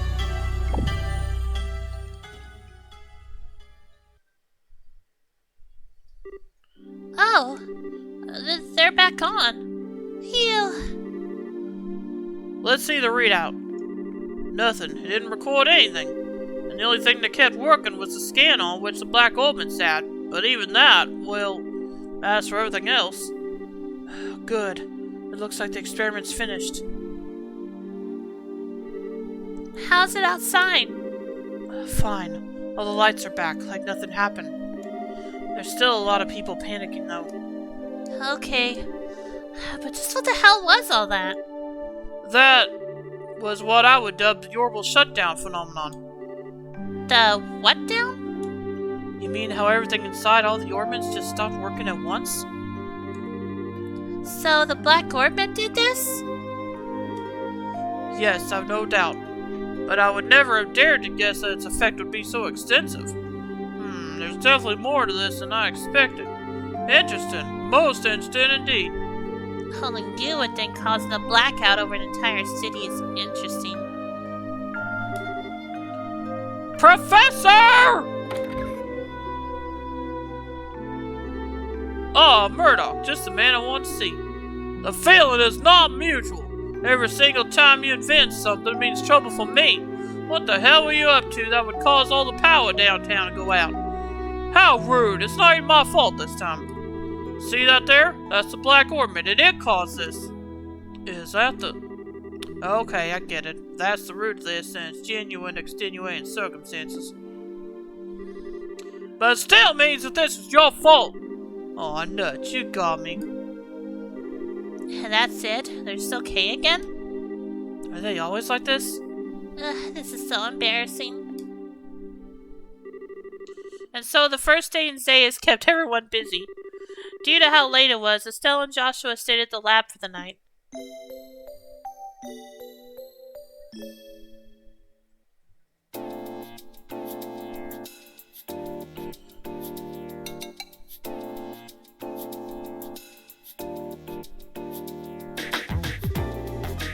Man, yesterday was such a crazy day. I was surprised enough at the town, but I really wasn't expecting to deal with anything like that. Haha, no kidding. But back on the subject of the Black Orbit, it's much more powerful than I'd ever imagined possible. Yeah. What's the prof gonna do now that his equipment's gone all perflui? Good morning, guys! Morning, Tita. Good morning. Quite a big day yesterday. No kidding. you guys sleep okay? Yep, like babies. Is the professor already up? Oh, he left for the Central Factory early this morning. He said something about how he was going to expose all the Black Ormond secrets. Wow, looks like getting roared at over and over by the factory chief yesterday didn't even put a dent in him. We really appreciate both of you taking the time just to look over something a couple of relative strangers brought you.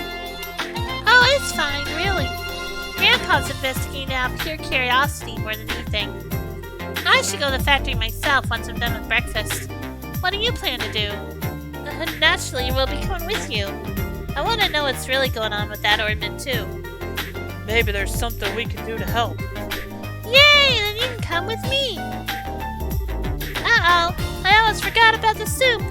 Just a second, you two. I'll bring you breakfast as soon as I can make sure it's edible and not on fire. I guess that's what that smell is. But man, what a cutie. I wish we could take her back with us to Roland. She could be like a pet, cheering us up when we're feeling down. That's kind of creepy, Estelle. And now that we had a good breakfast, off to the Central Factory. Before we do that, I'll have to check in at the guild. I think it might be best to report on what happened yesterday, just to be on the safe side. Well, okay. Hey Tita, would you mind if we stopped by there on our way? Sure, go ahead. Oh, let's see if I can do these side quests yet. I want to get that done more than anything. Ugh! Oh, the highway is this way. The Central Factory's on the north side of town. Ugh, come on. I got side quests I need to do. Well, what was that one? What's that other? Let's see. Temp Librarian. I missed it. Anyone who wishes to apply, please see me in the archives on the 2nd floor. Please be aware that you may be asked to pick up some slack on a few odds and ends before the real work begins. Let's see. Where might that be?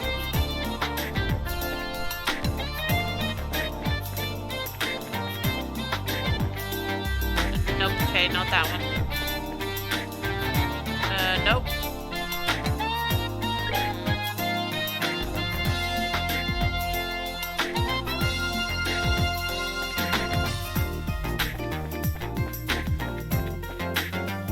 Nope.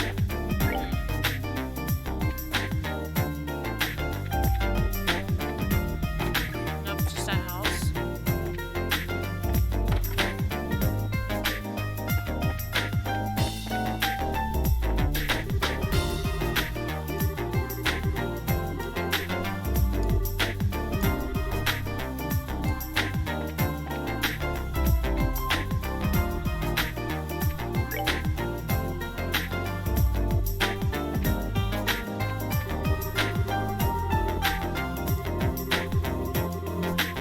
Oh, right, okay. Yeah, alright, fine.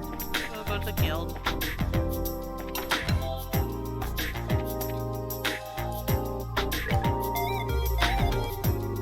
Oh, okay.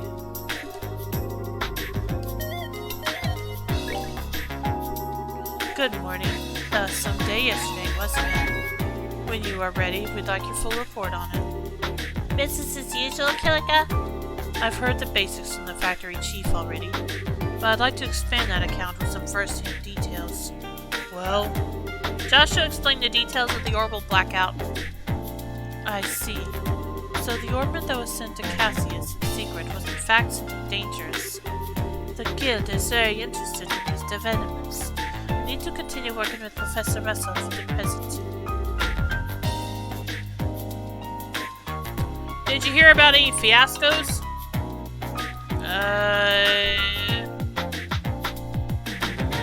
Not yet. I don't think, aside from the blackout that just happened. Haven't really been able to do much of anything. I've been having to go. In other words, I haven't been able to do anything on the side. I haven't basically just been having to go through the story at this so far. We thought you'd say that. When we have more information, we'll contact you immediately. Yeah, see, I got these, but... Okay, will you please let me go do that one at least? So you didn't hear about what happened yesterday? Oh, no, what happened? Can we go here, please? No, I wanna... No, what happened yesterday? I don't think I have, anyway.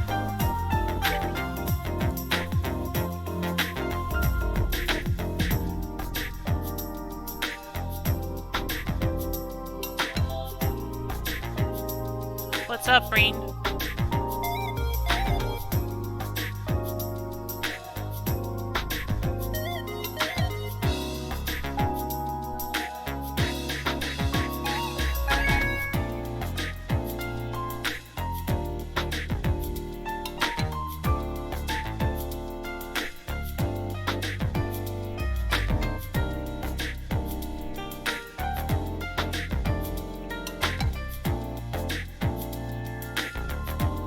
Alright, maybe it's fine. Let's see.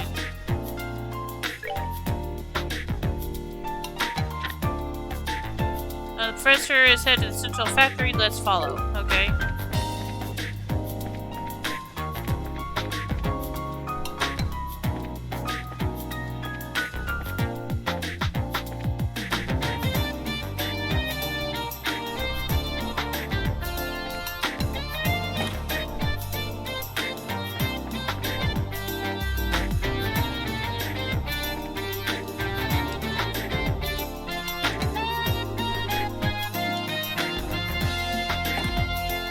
Reen, are you there?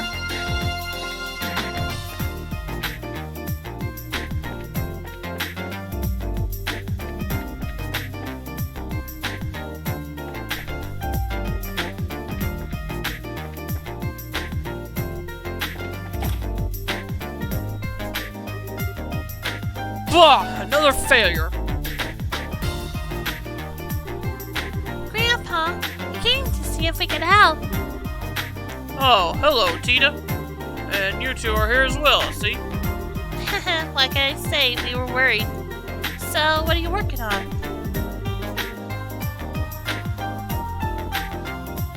Well, as you can see, I'm trying to come to the Black Ornament. Wednesday, Nintendo announced Xenoblade Chronicles 3 pre-orders would be available the next day, but didn't provide a time. You can guess what happened. Oh. No Baka-san managed to get a pre-order in, though. But, yeah. I can pretty much guess what happened. Because I did see a report on that. But it hasn't been going very well. What seems to be the problem?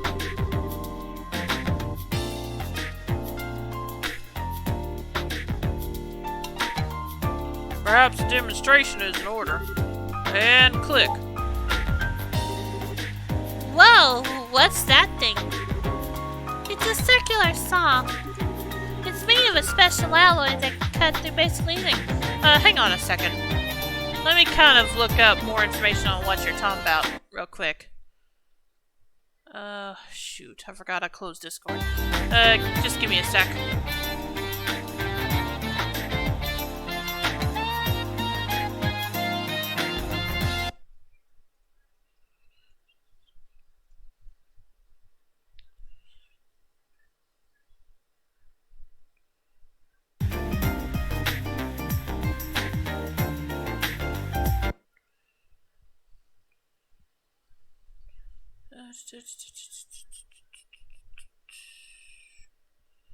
Now, where was that news report?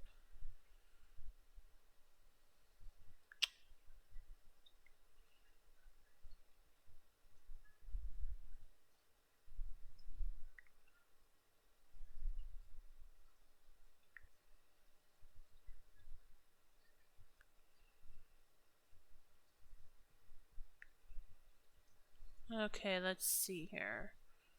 Here's the Nintendo Life article.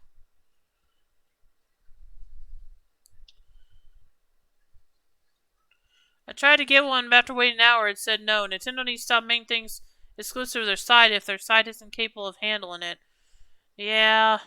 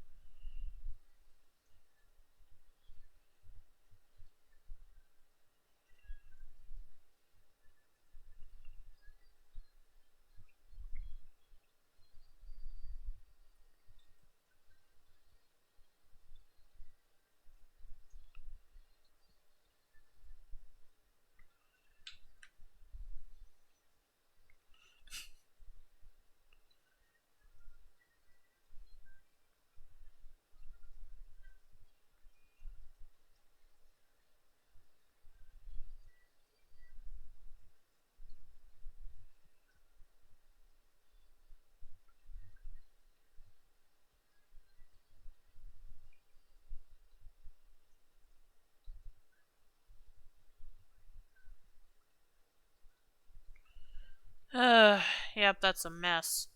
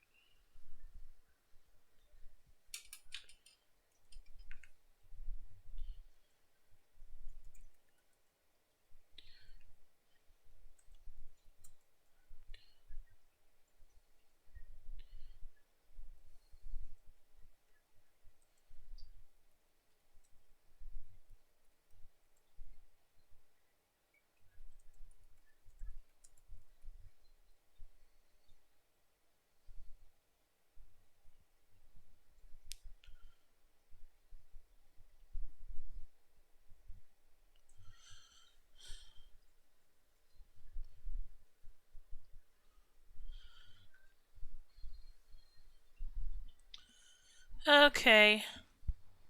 Well, aside from that, how you doing tonight, Reen? But yeah, I just read an article from Nintendo Life about it, and yeah, it's a pretty big mess.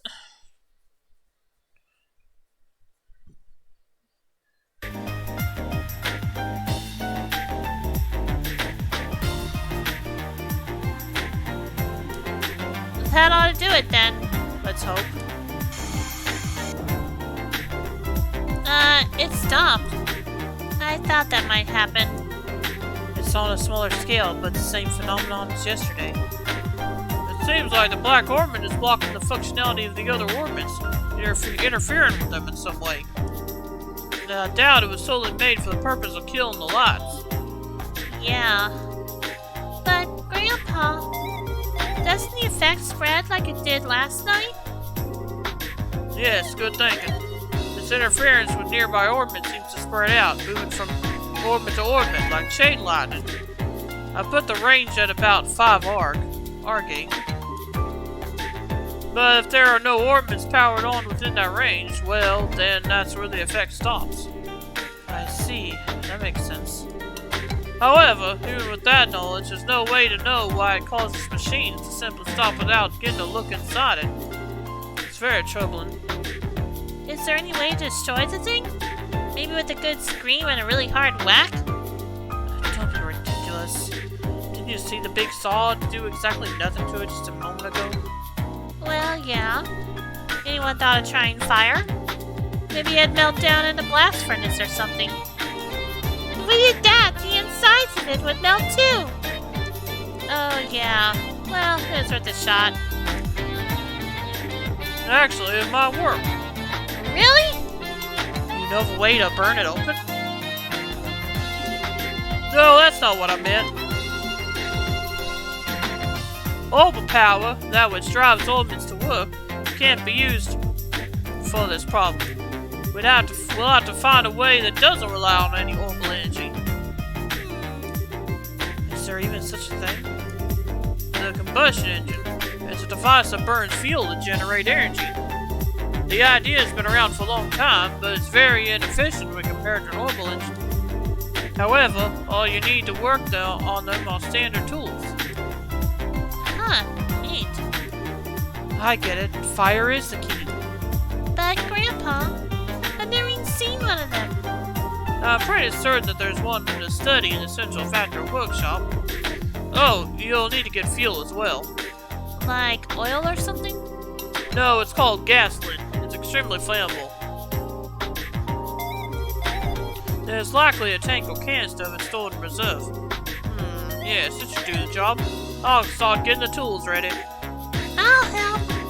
Is there anything we can do? I mean, I can't do anything super technical like Tita can. Well, you could go and get the engine and gasoline. It's going to be heavy, but your braces should be strong enough to move it. Okay, leave it to us. So, where would we find these? Let's see. Don't tell me that you've forgotten. I've forgotten. He just said not to say that. Estelle? If you look in the operations room, you can probably find them. What the heck is an operations room? It's a room with a bunch of orbital computers. It's on the 5th floor. We store all kinds of information there for safekeeping. Wow, I didn't know there was such a place. But I'll leave it in your capable hands. Making coffee, fetching stuff. Well played, old man. Well played. Oh well, let's go find this operations room thingy. To the 5th floor then.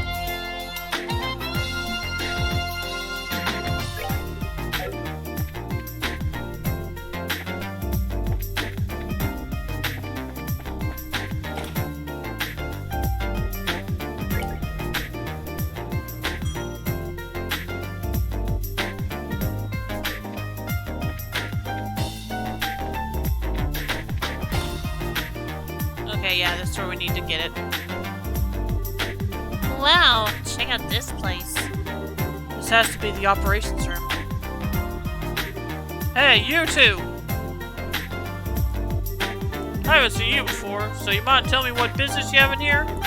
My name's Travis, Senior Engineer and Supervisor.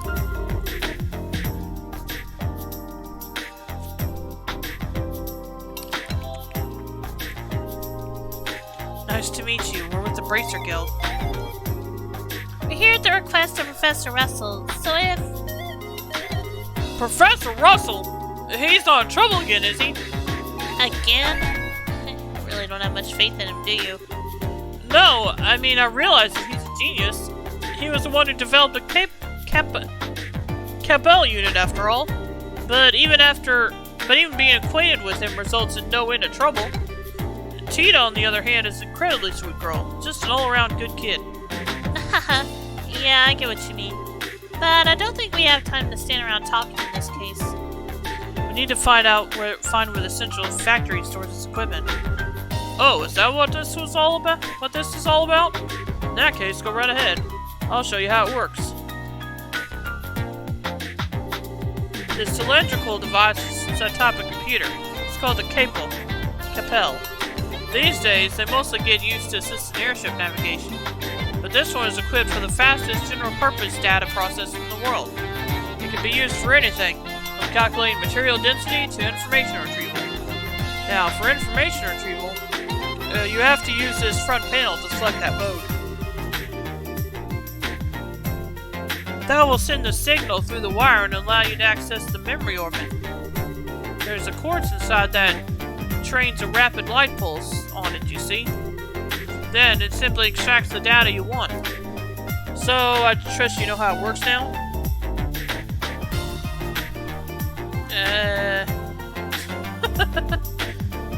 Do I have to give the no sweat answer, or can I choose no clue to have it repeated?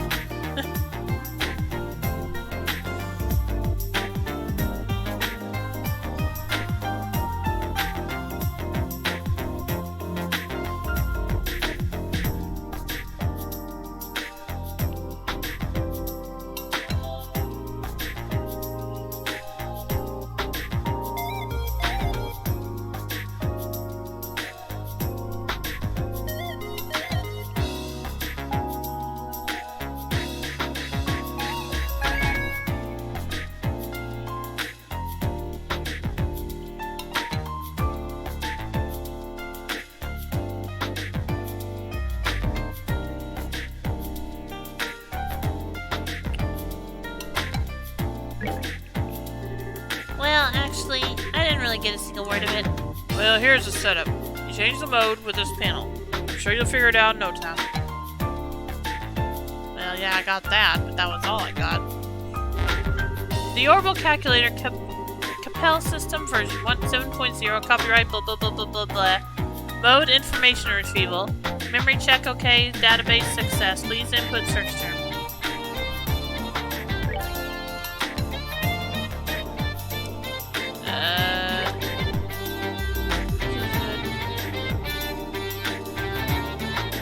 C. Epstein in the sovereign state of 1150 Septian calendar 1154. Death of Professor C. Epstein in the sovereign state of Lemon. 1155 Professor A. Russell returns to the Liberal Kingdom. He proposes the spread of Orman technology to a chilly reception. 1157 Professor Russell forms a partnership with the Zayas Clockmakers Union. Together they established the Zayas Engineering Factory, later renamed the Central Factory. 1160 Edgar III, after an inspection of the factory, donates a large amount of money to further its research. Professor Russell becomes the first factory chief. 1162 Edgar III dies and Alicia II assumes the throne. 1164 Construction is completed on the Langland Bridge. 1168 The first orbital-powered airship, the Calatrava, is completed. 39 failed test flights and 4 successes achieved. 1173 The Zayas Engineering Factory is renamed Zayas Central Factory and begins sharing technology with the Verne Company and Rhineford Company. Hi! Hi, Alyssa! Yeah, if I know the Verne family, then refresh my memory, because the name isn't ringing a bell offhand. 1175 The Liberal Orbital Ship Corporation is established and the transit commuter airship the Linde is commissioned. 1177 Transit commuter airship the Cecilia is commissioned. 1178 Factory airship the Leibniz is completed. 1180 The Zayas Central Factory is dismantled and reconstructed at its current site. The partially underground factory is in the Kalia Hills is completed. 1182 Professor Russell resigns from his position as factory chief and is succeeded by Murdoch. 1185 Natural Science and Medical Research divisions are founded.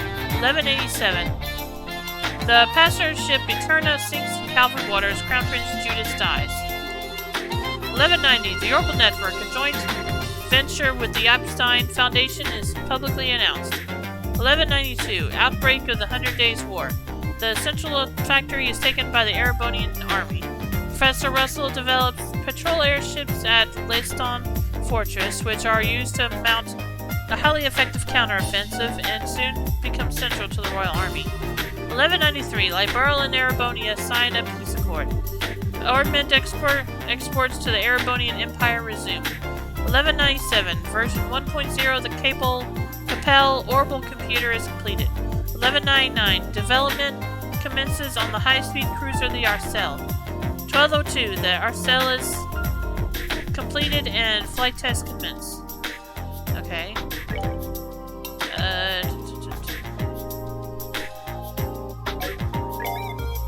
Here we go. Combustion engine. Entry. Combustion engine. A machine which generates usable energy by burning fuel within. Less efficient than its orbital counterpart due to issues with gaseous exhaust and noise pollution. combustion engine, number 1. Owner, Maintenance Chief Gustav. Entry gasoline, a liquid derived from the purification of the naturally occurring hydrocarbon compound known as petroleum. Used primarily as fuel for combustion engines and as an industrial solvent. Republic manufactured gasoline, emergency stores, 20 mid-sized tanks, repository, Orbit manufacturing factory. Entry, orbital haulage vehicle. Any wheeled vehicle powered by orbital energy, widely considered uncomfortable to ride and very limited in speed. Primarily used for transporting cargo. Orbit powered data vehicle. Owner, no data. Repository, underground, factory entrance. Looks like you found what you were looking for. Wow, it's like a magic box or something. Orbital computers are really something. As I understand it, Professor Russell's teacher, Professor Epstein, was responsible for the original concept. But it was Professor Russell's talent that made the idea an idea into reality. If only his presence of mind were on par with his intelligence. Well, Adios isn't one to bestow 2 blessings on one person. By the way, where do we find the guy who has one of those combustion engine thingies? The maintenance chief, right? Where is he? He's currently overseeing the airfield, so you'd have to go there to speak to him. Also, the gasoline is likely an Orbit manufacturing in the basement. Talk to the staff there. I'm sure they'll be happy to get it for you. Maintenance Chief Gustav is down at the airfield working on a combustion engine. The gasoline is in the basement Orbit manufacturing facility. Thanks, you've been a big help. Think nothing of it. Let me know if you need anything else. I would suggest doing the librarian quest now. Well, actually, I'm going to take a break, but yeah, I will do it when I get back. So if there's anything you need to do, now would be a good time, and I'll be back shortly.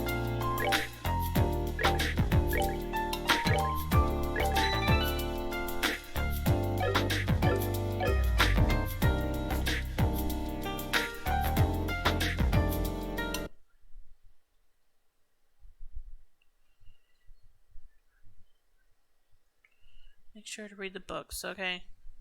Will do. Anyway, I'll be back soon.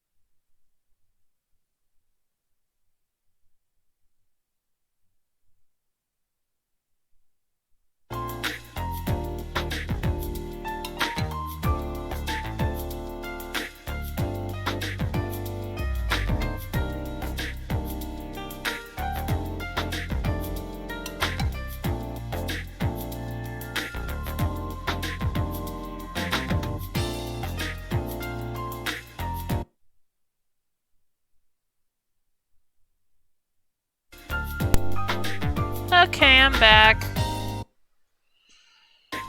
Okay, let's see. Read instead, I would suggest doing the librarian quest now. Make sure to read the books. Okay, where is the librarian quest again? I'm thinking interim librarian with... Please see me in the archives on the second floor. Oh, okay. Yeah, I completely misinterpreted that before. Let's see. Let's go back to the elevator down to the second floor. And let's see, where be the... Probably back here.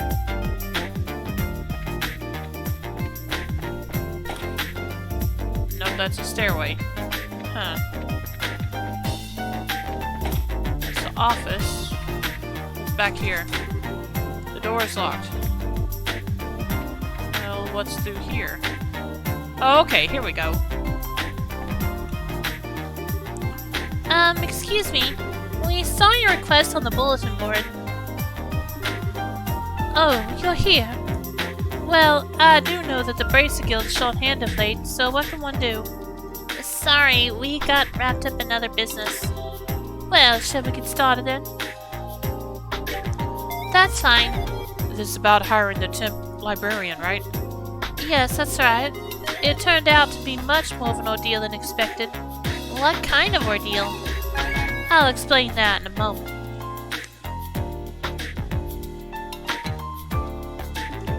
Beforehand, though, I've a matter I would like to help you to help settle.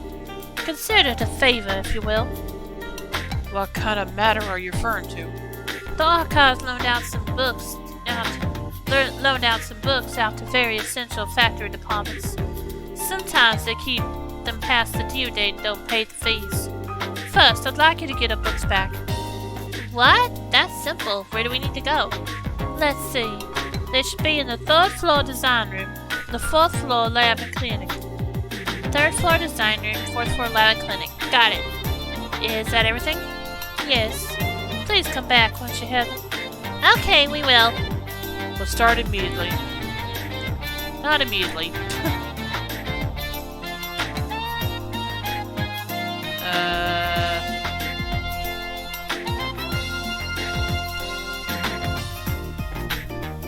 What's this? It's not letting me... Oh, okay, here we go. The shelf holds a book entitled Hertz's Adventure 1. Encounter with the spectacle... Oh, gosh. I don't actually have to read it, do I? It's 12 pages. Hertz's Adventure, Encounter with the Spectacle Genie, Part 1. Using his finger to push his slipping glasses back up onto the ridge of his nose, young Hertz continued his journey. As far as he could see in every direction, the earth had been blanketed with a thick layer of white. The fine powder covering the ground in undulating clumps and clumps were actually made up of pale granules of sand, which were light and fluffy, like the freshly driven snow. Where's the river supposed to be? Came the raspy voice of a youth named Midas from behind. Midas, a skinny boy with hair the color of tobacco leaves, protruding from the butt of a hand-rolled cigarette, okay, was Hertz's most trusted friend, and one who never hesitated to tag along with him on one of his impulsive adventures. It's just a little further, young Hertz replied, without turning his head to look back at his companion. The two of them had set out for the Spindly River, which cut directly across the center of the parched white desert and the oasis beside it. A rest stop well known for being the last place of refuge for those travelers and their camels who were brave enough to cross the scorching dunes. Young Hertz and Midas had planned to camp there along the riverside that evening before attempting to trek across the remainder of the barren lands the following day. So do you think we'll really be all right? Midas asked as he unwrapped the silver wrapper of a half-melted candy. There's been a rumor going around about a genie appearing in these parts, and believe it or not, some say that he'll even gobble up whole people. Rumors are just that, rumors, replied young Hertz. But I might consider their ferocity if we ever did happen to come across a real one. He added, brushing off the idea with a chuckle. no sooner had the words left his mouth when a booming voice thundered from somewhere behind them. Then how about you start considering that now? Upon hearing this, young Hertz turned quickly around, his eyes searching for the source of the questioning voice. There, standing before him, was the figure of a decrepit genie, swathed in a robe of incomprehensible black, its back more bowed than the curled spine of a cat seeking its master's attention, and a pair of old spectacles perched atop the curved shape of its talon-like nose. Yet, the more young Hertz looked at the genie, the more unsure he became as to whether he was staring at something resembling a shriveled old man or a ghastly old woman. Midas froze in terror as he saw the tall, robed personage not far from his side. I'm not scared," he stuttered with a face whiter than the desert sand surrounding them as he noticed young Hertz's gaze fixate on the genie. "My candy just got stuck in my throat is all," he croaked out as he bumbled through a jumble of ridiculous excuses in his head. A complex smirk of wrinkles curled across the genie's cheeks, giving the illusion that something else was living below its haggard skin. "Oh my, how cruel it is to have been gobbled up whole. What a piteous fate for that sugared lump of candy in your gullet." Not seeming to mind that the spectacles had begun to slip from its nose, the genie continued to shake its head, gripped by some mad delight. "But fear not, my little drop of sweetness, for I shall avenge you by digesting the very marrow of these boys' bones, as I change them into the dust of these arid lands." The genie narrowed its turbid eyes and trundled towards Midas. In an instant, the sleeves of its robe were flung back, exposing thin, gnarled arms which shook like a pair of long, withered branches in the wind. The genie's fingertips extended, sharp as pointed tridents, and sped towards Midas's twitching face, advancing with precision, or at least that's what it seemed like until they passed by the boy's face and stabbed futilely at the empty air. As if being slightly amazed by the failed attempt, the genie cocked its head in surprise, but soon thereafter took notice of what had been amiss. In a hurry, it brought both hands up to its ancient face and began to neatly adjust the pair of spectacles which sat crookedly on top of the bent nose. "I've had poor eyesight since I was a child, too," said young Hertz to the creature as it fumbled with the glasses, "and it looks to me like yours is worse than mine." As soon as the genie took in the young boy's words, however, another, much larger set of furrowed wrinkles appeared on its face. "How did you know?" it asked suspiciously. The genie tweaked the position of the spectacles on the bridge of its nose before turning back to young Hertz and inquired again, "How did you know my eyes were so bad?" Young Hertz exchanged incredulous looks with Midas, both taken aback by the genie's apparent obliviousness. However, while this was occurring, another expression had taken over the wizened face. So that's it, huh? I see how it is." The genie went on as it raised a bony white finger and pointed at the set of glasses young Hertz was wearing. "Those are magical spectacles, aren't they?" the creature declared triumphantly. "What?" said young Hertz with a confused look on his face. "Indeed, they must be," the black-robed genie muttered as it cast its eyes heavenward, while ignoring young Hertz's response. And once more, the crone-like figure began to tremble with glee. To be continued.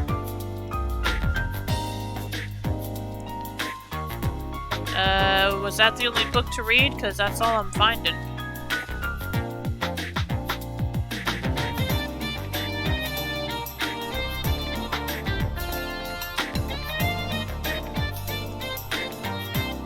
Like, I checked every other bookshelf and it didn't give me a exclamation mark.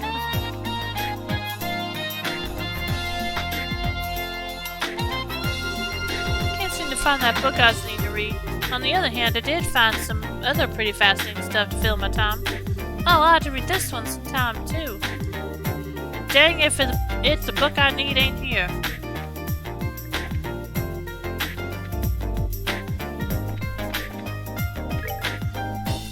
Okay, the book should be in the design room on the 3rd floor and the lab and clinic on the 4th floor.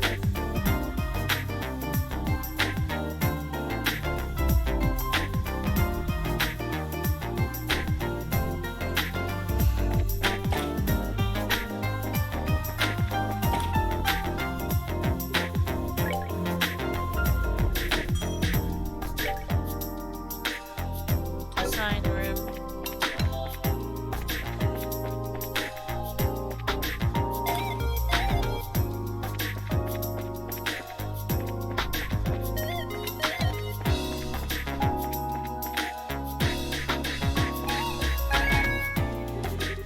So she's to be transferred. I hear she'll be working on airships like she's always wanted. Good for her. I shouldn't think of this as a setback. I've got to get this new orbital gun into production. Yesterday's event was quite the surprising phenomenon. As far as I know, this event is found Septium Optic Annals.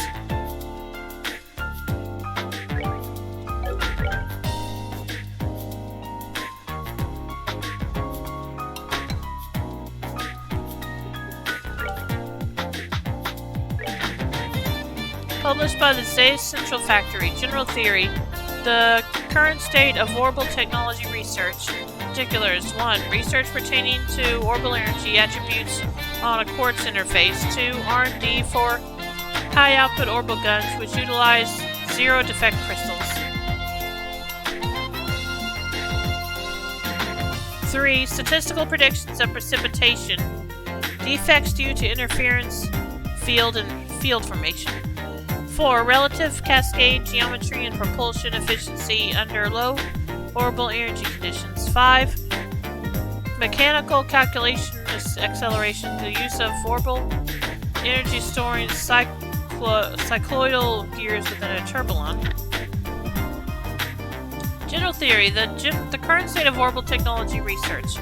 During these 50 years since the orbital revolution, the Central Factory has striven in the reform of orbital technology by working out a number of applicable methods for its use. Currently, the research findings of this same factory have been utilized in all facets of society and have greatly contributed to the development of industry. However, on the flip side of all these remarkable achievements, the field of basic research has been disregarded as a thing of naught. What is orbital energy, and what are the fundamental operating principles of an orbit? Now, in an age where social appraisal and technological research has become an unchallenged part of life, it leaves us to debate the question of whether or not we should return to basics.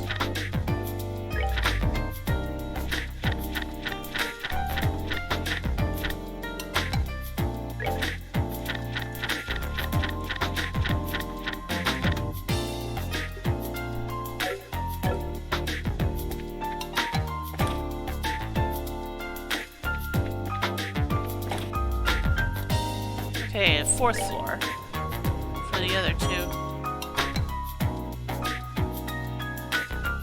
Let's see, lab and the clinic. Okay. Okay, here's the clinic.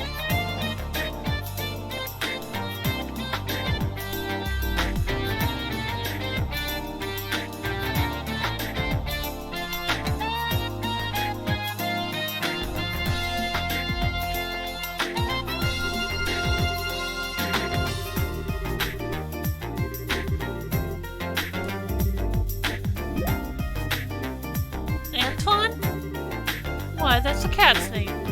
Antoine has been living in the Central Factory for quite some time now. He doesn't have an owner or intends to be cared for by anyone who feels the urge. So he's kind of like everybody's cat. I suppose you could say that. Though I'm sure Antoine has the desire to be formally owned by any one person. Do be friendly to him if you see him around the factory. Of course! Now that I've introduced you to Antoine, I believe it's time for me to return to work. Don't you have something you need to do yourselves? Yes, we gotta get that gasoline in the combustion engine. Thank you for your help. Goodbye. We also need to get a book back.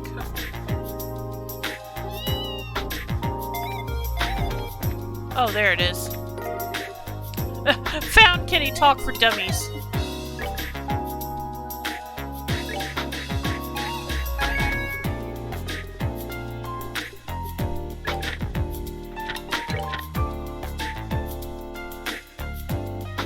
Things to be aware of when speaking to feline. Pronunciation of the feline language has distinct characteristics depend on the region and may differ slightly from the following information. This could be considered comparable to dialects in the human tongue. In addition, since the number of elongated vowel sounds indicated by this character are intimately related to a cat's personality and emotional state, there is quite a broad range of variation. That being said, I've attempted to compile a list of the most common expressions, specific examples.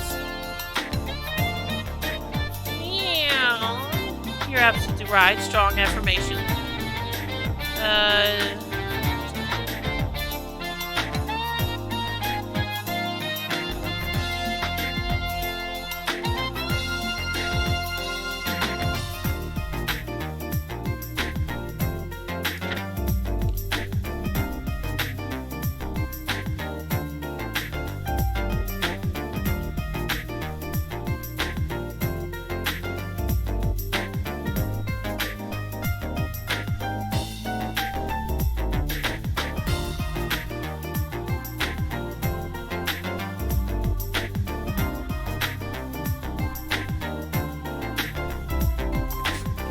Okay.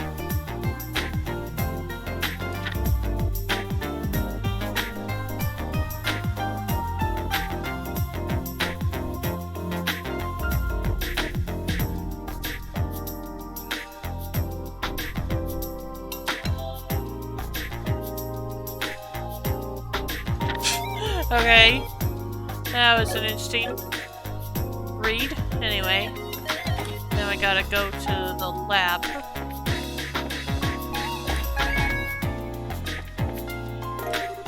Found tomorrow's cooking.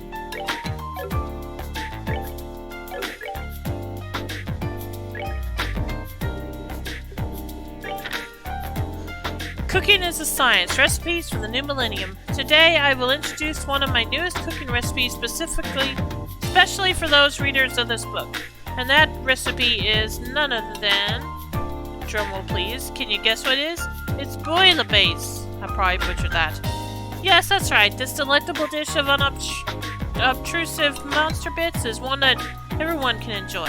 Follow my groundbreaking recipe and that monster corpse you've been dragging around will taste simply divine. So whip out your sword and let's get started.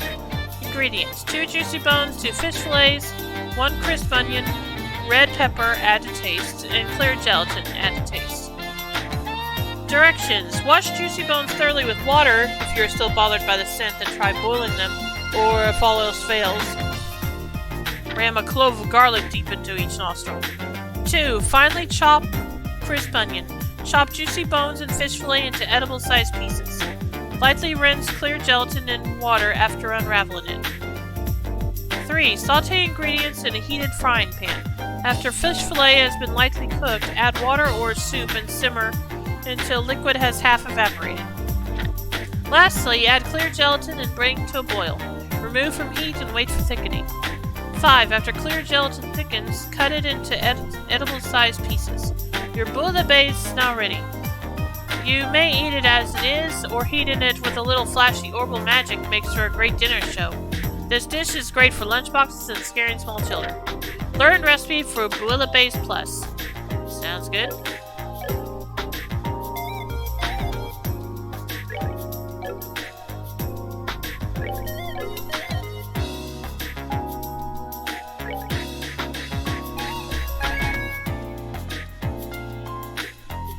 Okay, can't make it right now. I need the red pepper.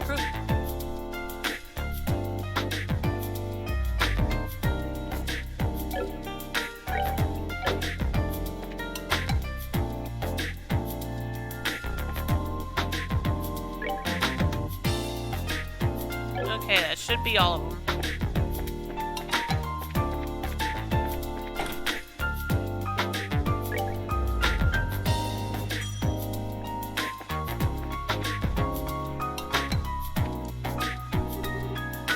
Oh, are you done? Haha, we brought them for you. Headed over Septium Optic Annals. Headed over Tomorrow's Cooking and Kitty Talk for Dummies. All the books have been returned. Quest Temp Librarian completed. Good, now. We have all the books again. Ah, thank you for your assistance. Haha, it was no big deal. We didn't have any issues. That's good to hear. In that case, perhaps I should go ahead and ask for your help with my favorite type of work. Oh, that's right. You mentioned having some significant problems somewhere along the line. So what kind of work is it? Just like before, we need some overdue materials returned. The book in question is called The Ebb Woodpecker. We'll make a note of that. Right, Arab Woodpecker. So it's a book on birds, right? Do you have any clues for us? Well, as a matter of fact, take a look at this. Approach the man of stone standing in silence within the mountain village pond, and he shows it. Oh gosh, dang it. Not again. Okay, I wrote that down. But what the heck is it? It was written on a card that was taken from the book. I imagine that's some kind of hint as to its whereabouts. A hint of bad poetry, maybe. So, it's only borrowed because someone with way too much time on their hands wanted to hide it somewhere. Evidently so. It's the sort of trick the researchers used to play on each other long ago. I have no idea what would possess someone to hide a book of all things. But we're certain to have a fair share of unusual characters. It's not surprising that any of them might follow such a bizarre custom. Anyway, I leave this matter in your capable hands. Please bring the book back. Hey, hold on a second. Is this the only lead we have? I'm afraid so. But the guild sent you, so I have every confidence in your ability. Well, that's just awesome. Understood. It will be difficult work, but we'll do all that we can. You may have to search every nook and cranny in Zaius, but I'm sure you'll find it. I'll be waiting here. When you do find it, please bring it back to me. Let's get this show on the road then. Haha, I look forward to seeing you again.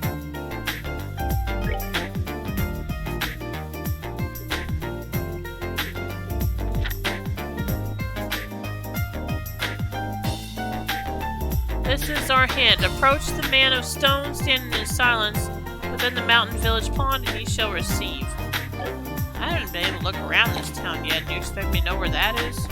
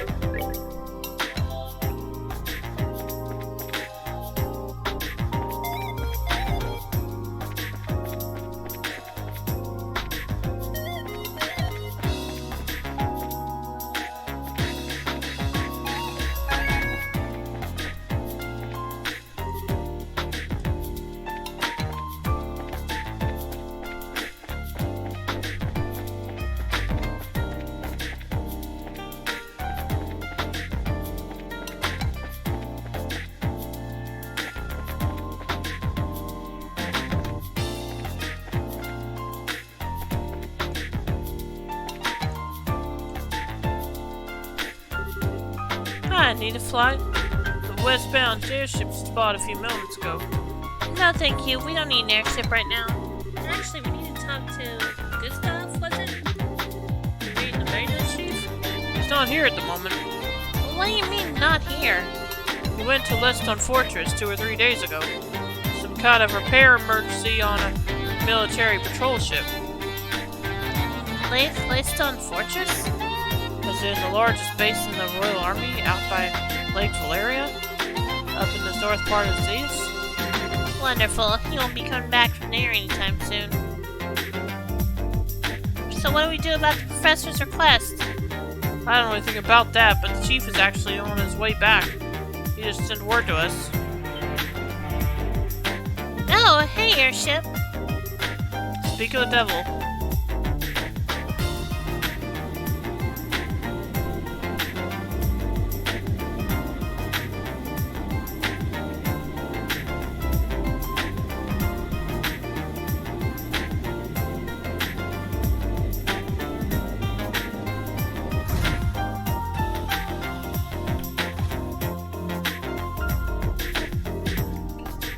Airship. Hold the phone. Since when are public airships orange? No, that doesn't look like a regular public airship. The shape is wrong, and it's got work arms all over it. Now that you mention it. That's a central factory vessel, the Lemnites. It's the same model as the public transports, but it's had several modifications. It It's used for large-scale maintenance and transport. Huh. A flying factory. Then the maintenance chief is on that airship? That's right. Now's your chance. You talk with him, no? We do. Thanks a lot. Yes, thank you. Yeah, not yet, though.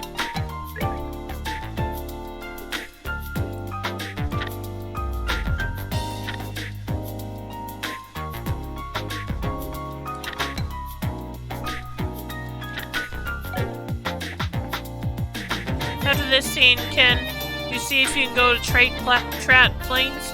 Yeah, I'll see if I can.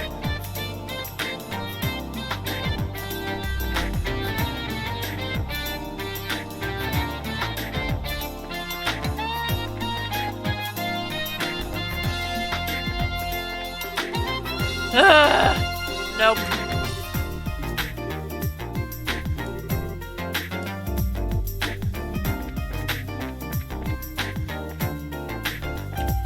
Well, tell me what to do about this. Because I have not, let's see, approach the man of stone, stand in silence within the mountain village pond, and ye shall receive.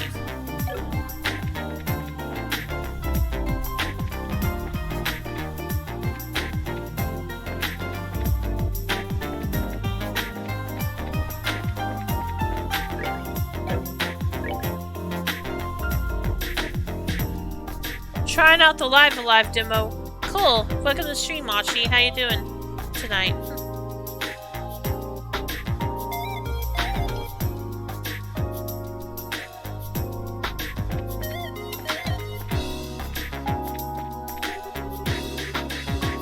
Okay, I can't go anywhere out of town.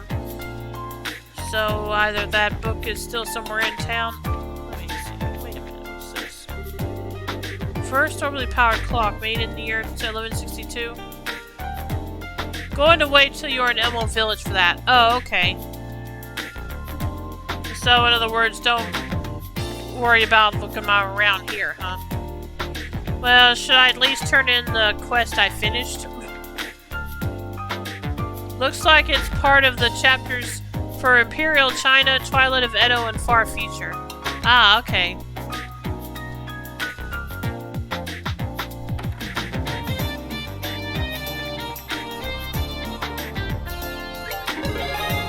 Reported results for Temp Librarian. 250 Mira and 3 BP.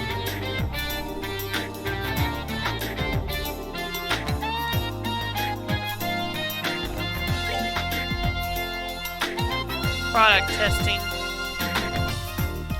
Tester for new sneaker model wanted. Any bracers involved in a wide range of activities are welcome. If you think your legs are up to the task, come see me in the laboratory on the 4th floor of the Central Factory. All testers get a free pair of shoes, so act now. Should I go and do that one?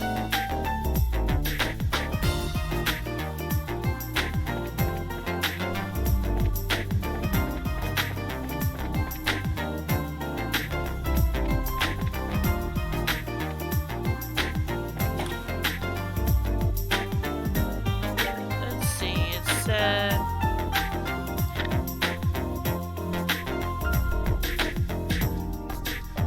laboratory on the 4th floor. Okay.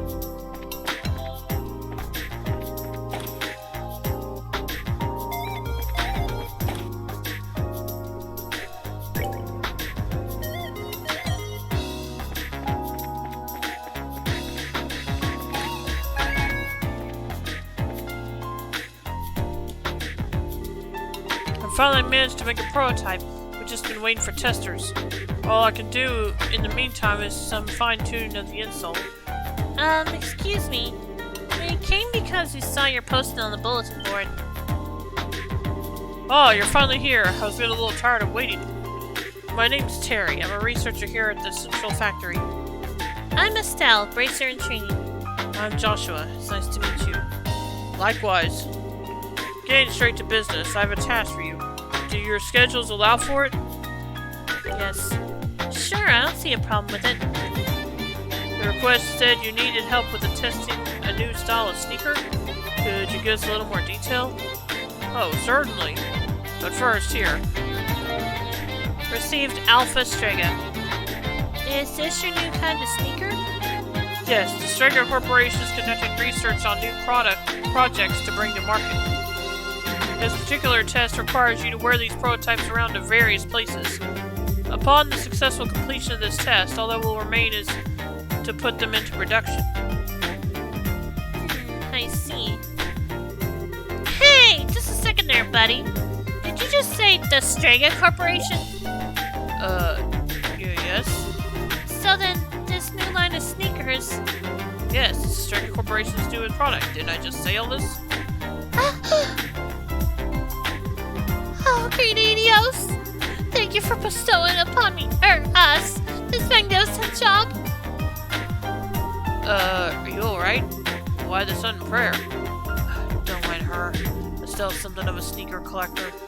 More to the point, she pretty much adores the Strega brand ones. Oh, so you might say she has sneaker mania then. I was just a little taken aback by her reaction. Estelle, would you snap out of it? I get that you're excited, but we do have work to do. Yes, you are correct. Well, you certainly have a spirit. A scary amount, in fact. So, will you do the test? Please don't pray at me again. Yes, absolutely. See what I mean? It's alright. Please proceed. So, we'll take on the job. But you want us to wear these shoes everywhere we go? Yes, that's correct. From the Elmo Spa to the Wolf Fort, all the way to the Sanctime Gate. And when you feel you've tested them out properly, bring them back to me. The layer between the sole and insole is my responsibility, so I have to see how it holds up. So you need to report back when you have the chance. That, at least. Now, see if you can wear them out. Leave it to me. If you'll excuse us.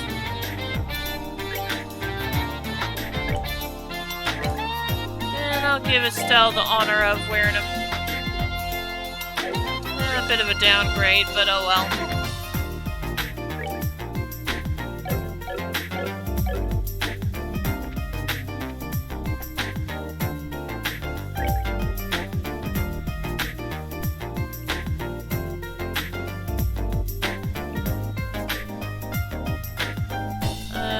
So I basically just walk around in these for a while.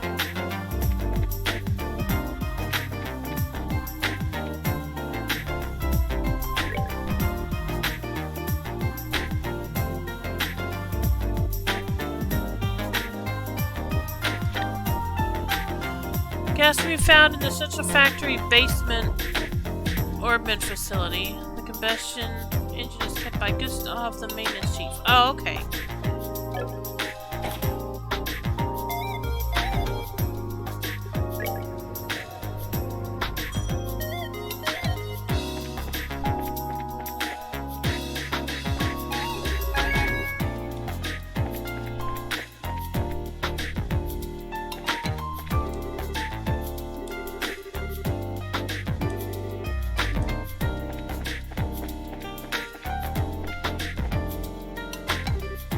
Excuse me. What's that? May I help you? Oh, sorry, I forgot that was a woman. Estelle and Joshua explained the task set to them by Professor Russell. If you need gasoline? I think we have a tank of it back in storage somewhere. I'll check for you.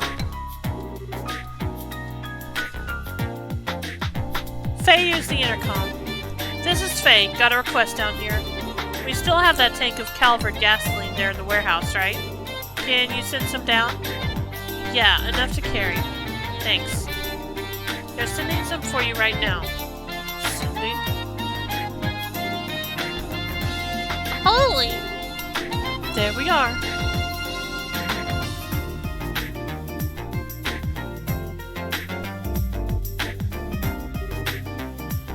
Is this gasoline?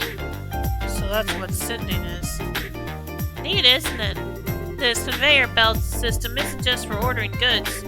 It's an entire network that connects the whole facility. Convenient. Professor Russell invented it. Originally, it was just a series of tubes for sending products back and forth. but the professor completely rebuilt the system into something a lot more useful. Of course, getting all the infrastructure in place was a gigantic pain in the... I can only imagine. We have to be on our way. Thank you for your help. No problem. I don't know what you're using it for, but be careful with that gasoline. It has a tendency to... fireball.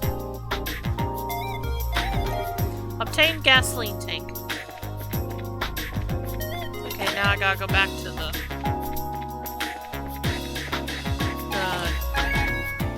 port.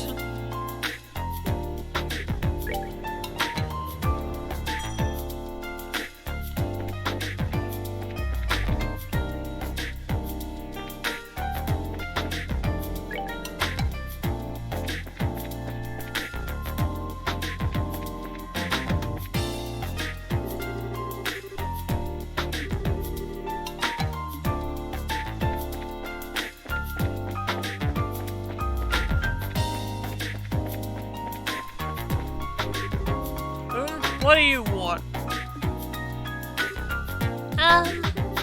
The Leibniz has a mountain of parts stored in there. It's dangerous, so stand clear. Actually, we're looking for someone. Isn't there a maintenance chief by the name of Gustav on the ship? What do you want with me? Oh, well, that's convenient. Estelle explained what Professor Russell had asked them to find and borrow a combustion engine. Ah, you're running errands for Russell, are you? But a combustion engine, huh? Well, you got good timing, I'll give you that. Huh? Hang on a second.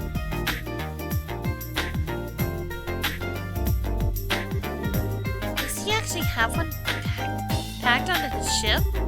Looks like it.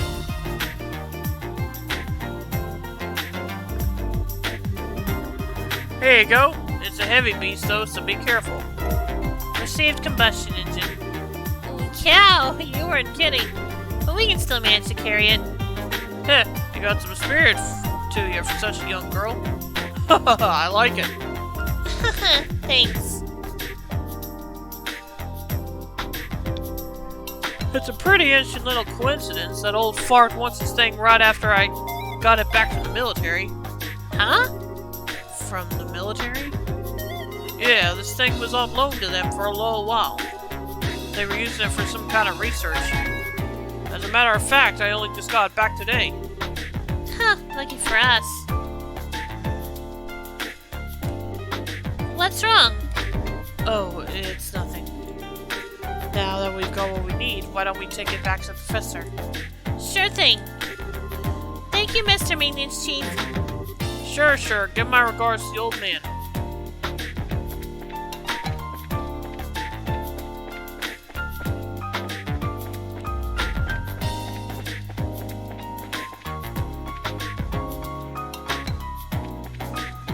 Okay, gonna try one more time to see if I can leave town. I bet I can't, though.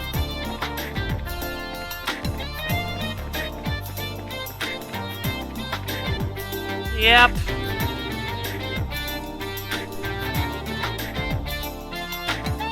Alright, fine. Maybe after this is done, let's see. Where was he again? The workshop?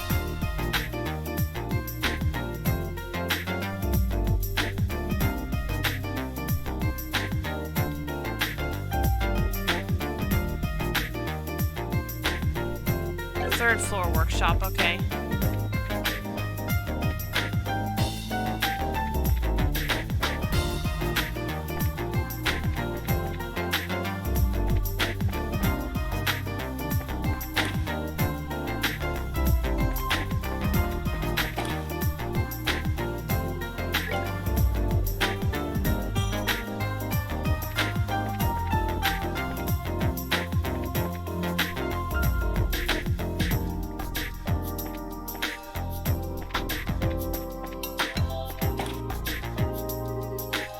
We're back. We brought what you asked for. Excellent. Thank you. Handed over combustion engine and gasoline tank. You weren't kidding about how heavy this thing is. Yes, your brute strength was almost useful, girl. Was most useful, girl. Perfect timing, too. I've just finished repairing the tools. All that's left is to set up the engine and put gas in it. If you'll go ahead and put on the finishing touches, Tita. Yes, sir!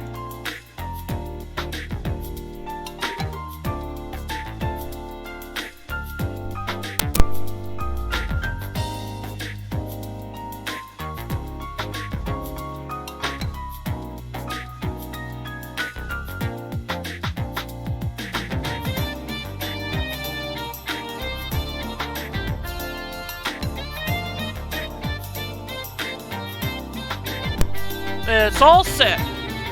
Wow, this thing is really clunky looking. Are all of these engines like this? Yeah. It converts the energy given by the burning gas to power the tools. So this way, they don't need orbital energy. Indeed. Now let's not dawdle. Let me flip the switch. Here goes nothing. And click. Jeez, this thing sure makes a racket. It's definitely a lot louder than normal engines. That's one of its drawbacks, yes. But I doubt we need to fear activating the black orbit this way. Let's get started. Ooh! Whoa! That's some serious sparkage. Okay, shut down for now. We've seen how much physical punishment it can take, and how much punishment our ears can take as well.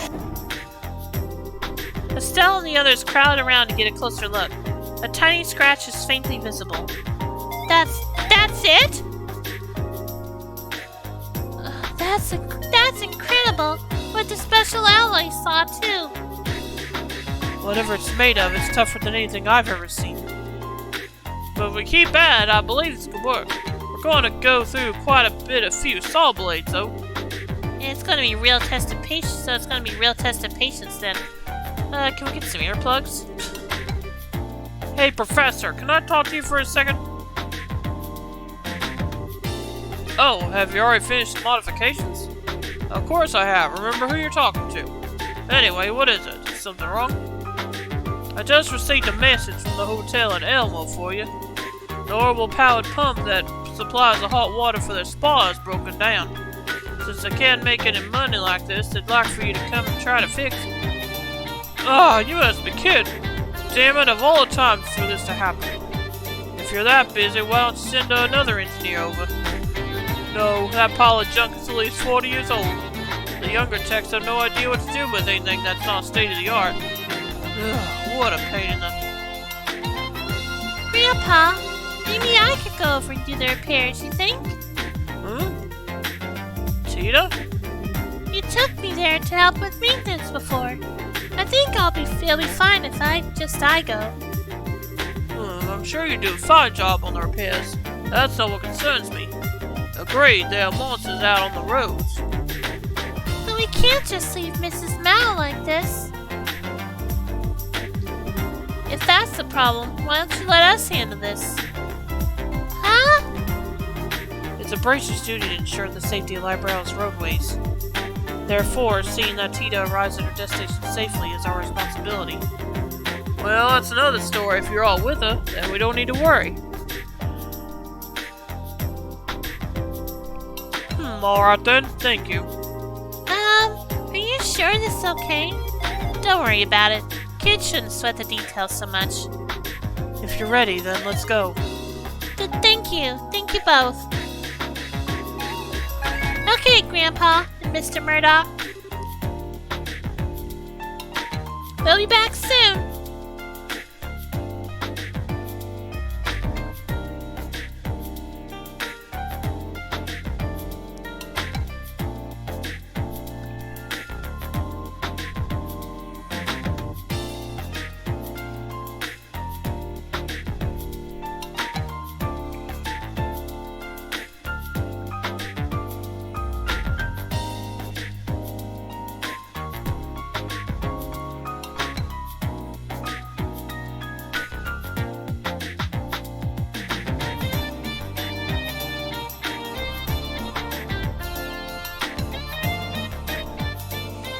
Whatever you say. I got a text saying that the service impairment has been fixed. It's been fixed for hours, otherwise I wouldn't be streaming right now. Anyway, We'll be back soon. take care, dear. Be careful out there. But yeah, we had a little bit of an internet outage earlier. But thankfully it got fixed up pretty quickly.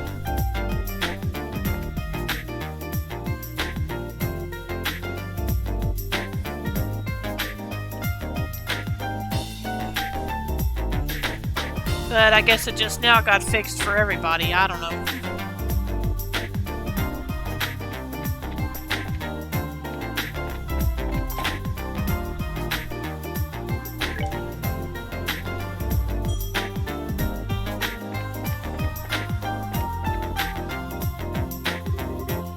So, Elmo, sounds kind of fun. There's a hot spring there, right? Right, it's a real nice place. My grandpa's taken me there a few times. So which way do we go? There's a big field outside the south entrance of town. You just follow that road due south to get there.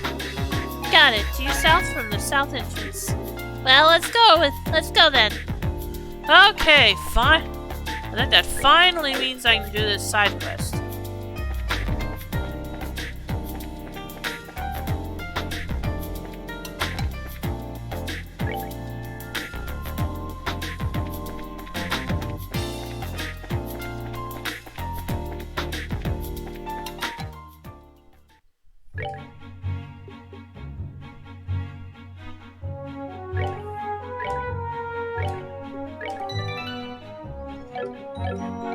And maybe get some more experience for Tita also.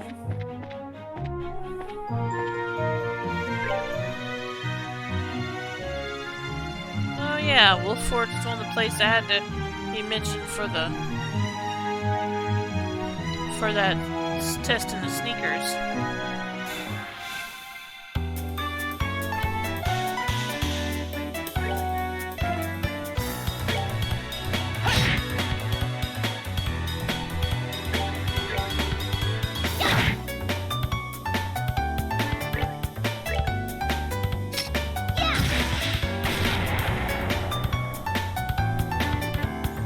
Check the guild first.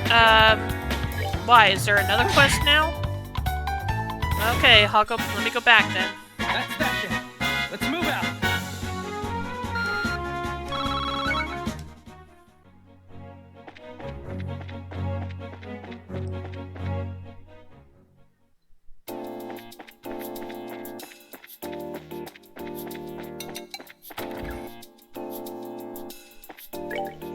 Oh, shoot. Yep, sure is. Okay. Let's see. His vehicle search, potent ingredient, Smoker's Revolt, and Ritter Road Monster. Okay, let's see.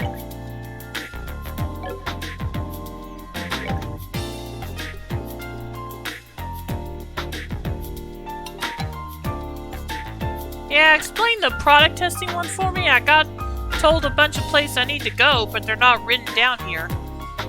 So, do I actually have to go to those places, or just walk around in them as in general?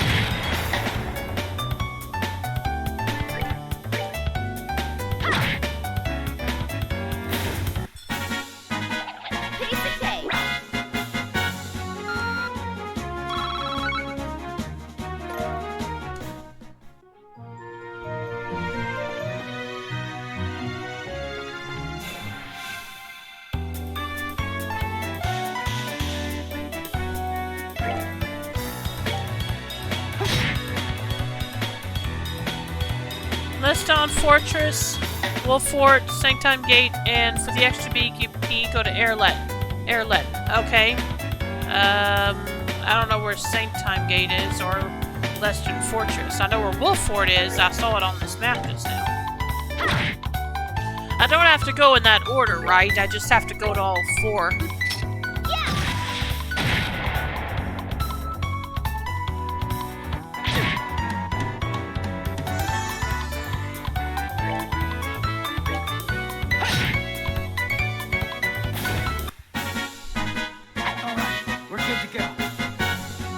Also, what you need for the potent ingredient quest is in the factory. Okay. Well, I don't look to get all that done tonight. I'll probably have to finish off the side quest next time.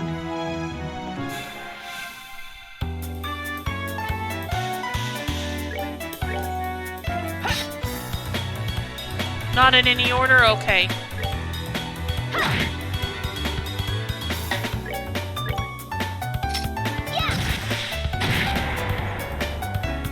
It is east of Zeus, okay.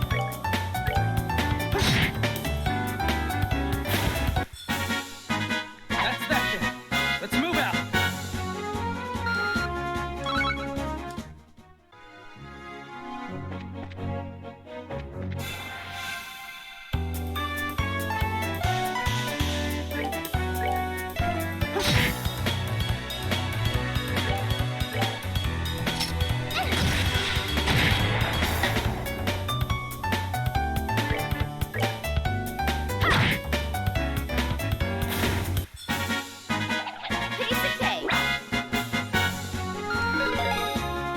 Also, make sure not to progress the story in Elmo. Okay.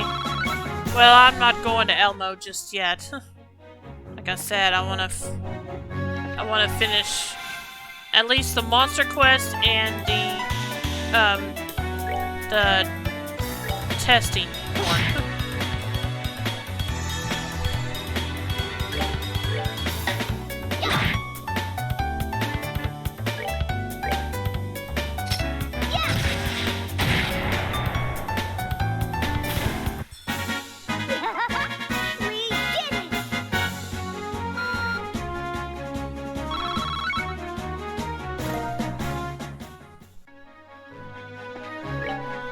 See, I need to go this way. This is where Wolf Fort is.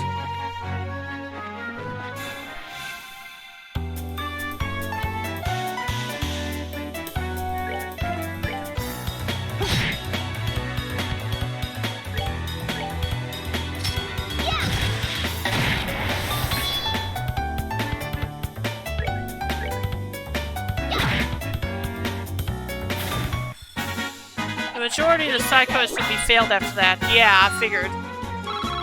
Like I said, I won't even be going to Elmo yet if I... So...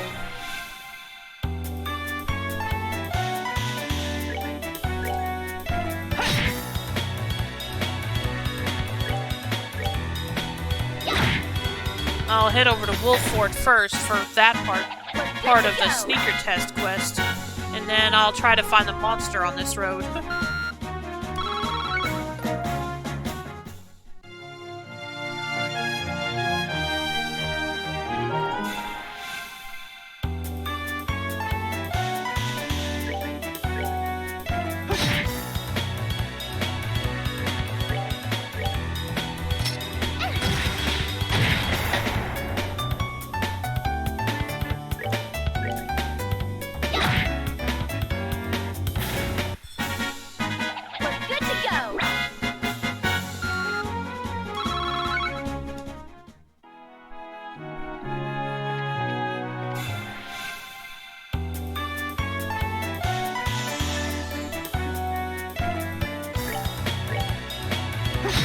For the monster quest, the monsters can poison you, so prepare for that.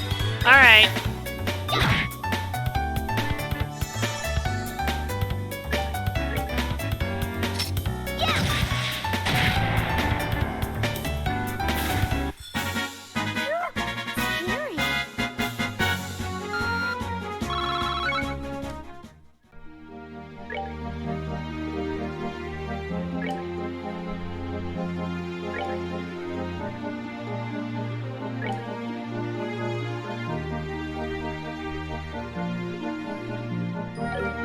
I don't have any accessories for preventing poison.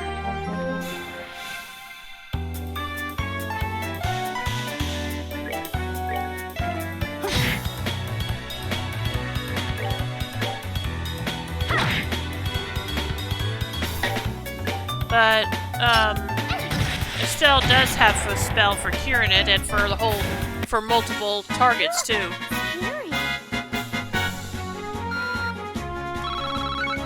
Or possibly multiple targets.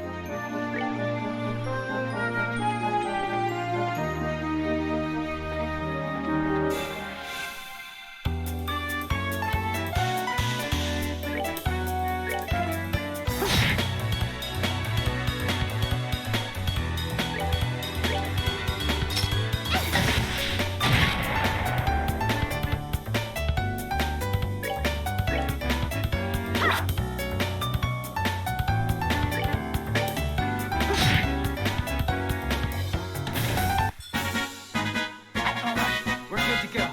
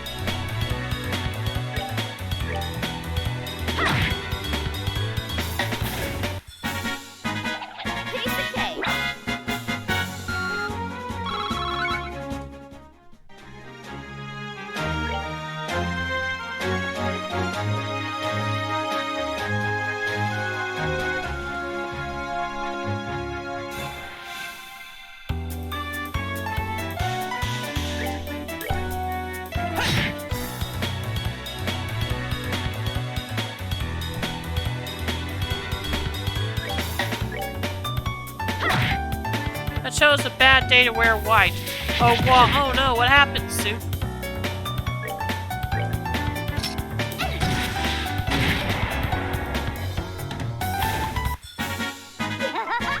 We did it!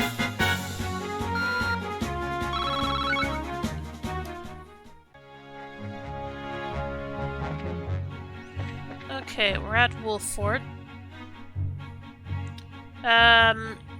Do I just have to go into Wolf Fort for it to count, Green? Butthole showed up with a squirt gun. Normally, I don't need to worry about it raining, you see. Right? Oh no, we're not. Okay, we're not at Wolf Fort yet. Okay, never mind. I need to keep going.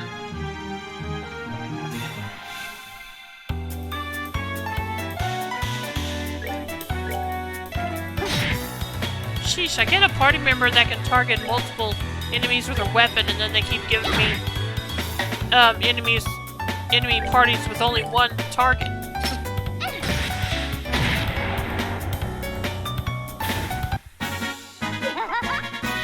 And welcome to the stream, Jackoon. How you doing tonight?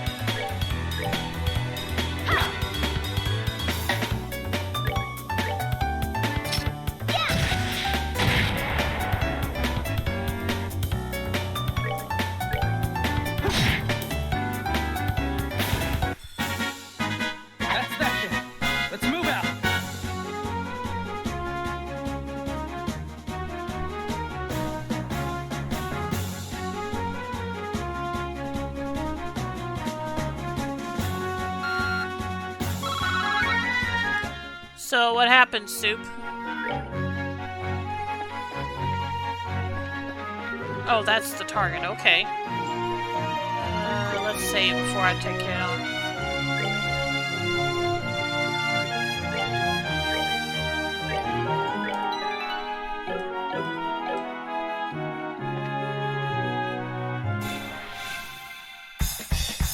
Oh gosh, there's 4 of them. Okay, let's do this then. There we go.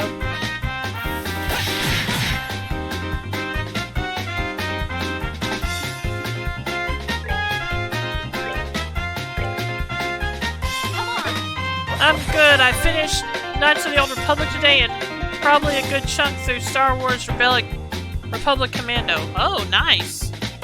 Congrats on beating it. Well, left work to go get lunch and rain is gonna rain. Oh, gotcha. Having fun with Star Wars, Raccoon?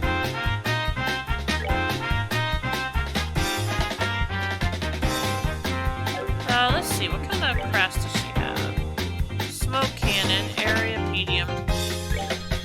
Yeah, let's give this a try. Man, I'm definitely gonna be sad when she has to leave the party. Dang it, she blinded all of them.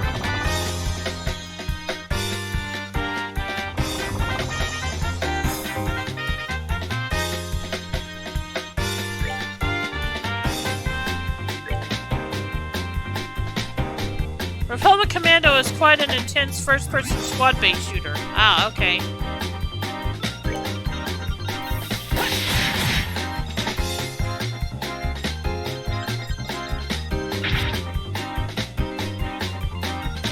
Yeah, you can imagine, I'm definitely going to miss Tita when she has to leave the party.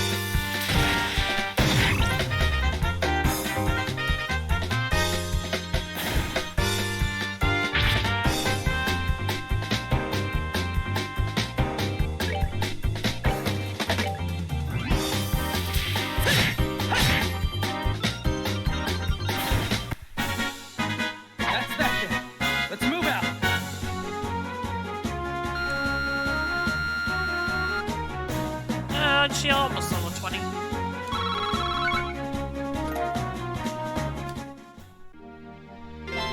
Exterminate the monster on the Trap Plains Road. Okay, still need to make my way to Wolf Fort. And then, oh, there's another tower I'll need to go to eventually. And then I need to head back. Do I need to check that tower now? Or, well, not now, but after I reach Wolf Fort, Green, or should that wait till later?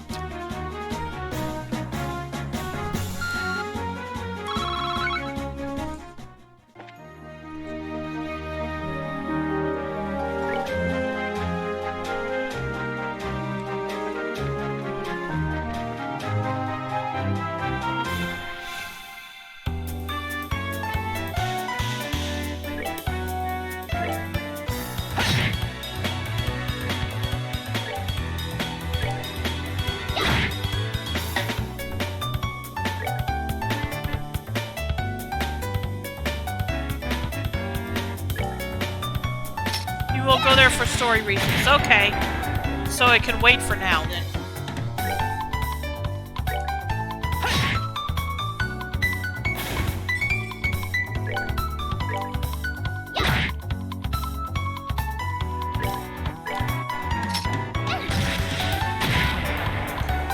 And yeah, you didn't tell me that she could possibly blind all 4 of those monsters for that one side quest, Rean.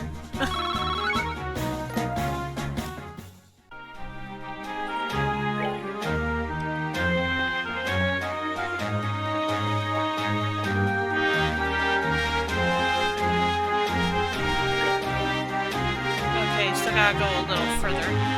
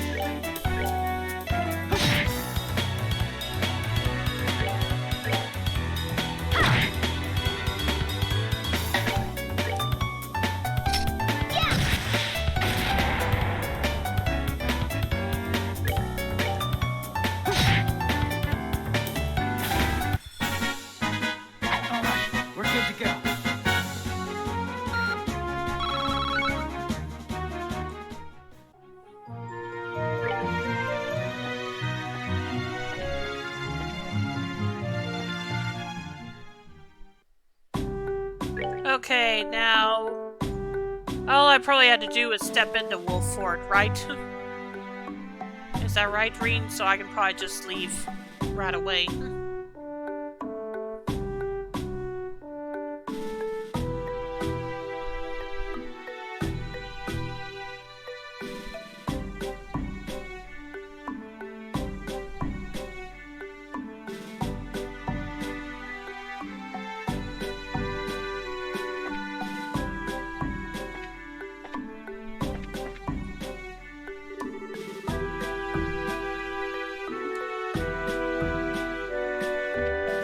Yes, alright. Let's get out of here then.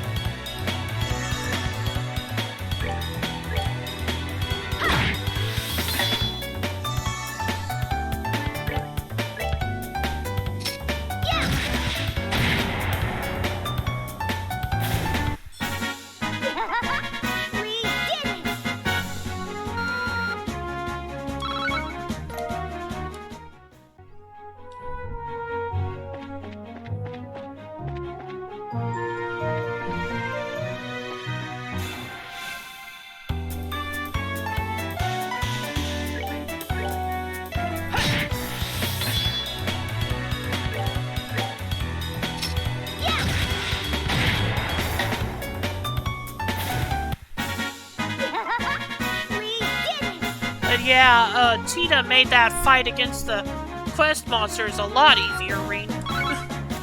She met with... I used her craft. I'll tell you what the name of the craft is in a moment.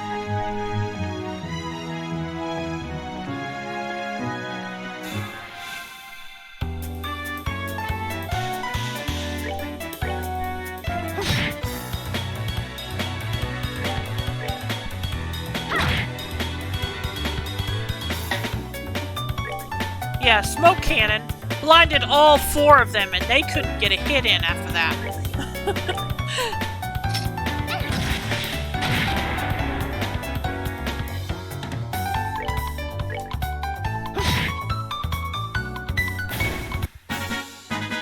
Alright, we're good to go.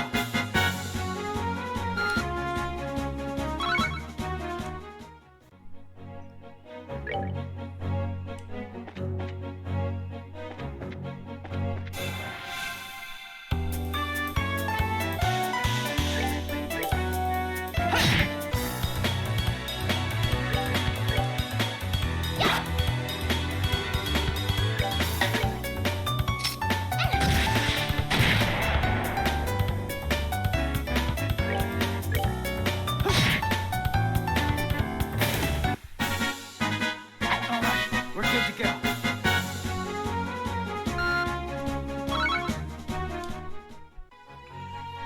Have a Hearthstone tournament on another stream. This guy is sometimes taking his turns and then ignoring his opponent's turn to do some push-ups on stream. It's so random and funny as hell. Wow, hope he knows what his opponent is doing then.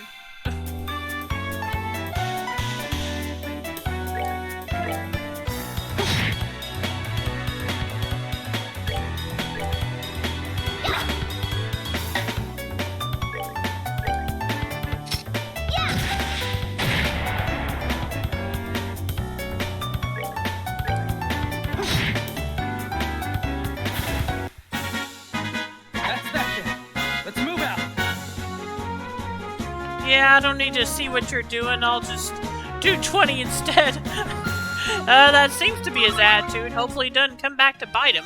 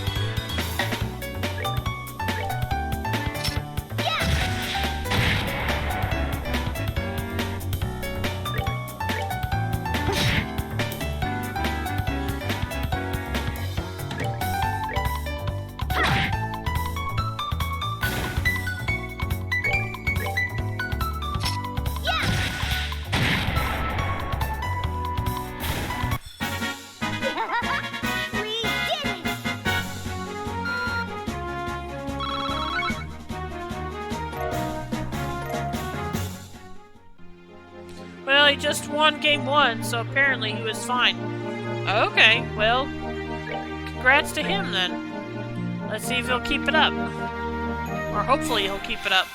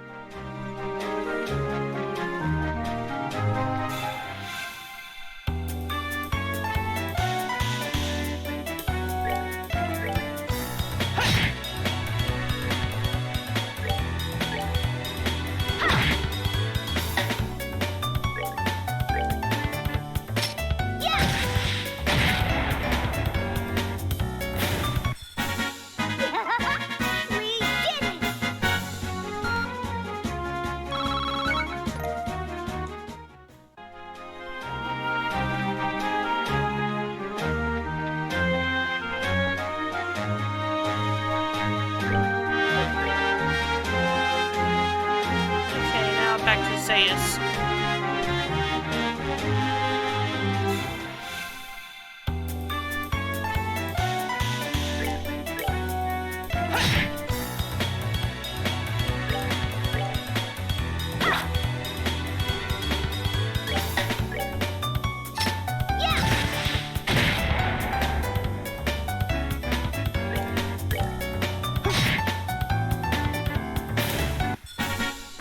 Alright, we're good to go.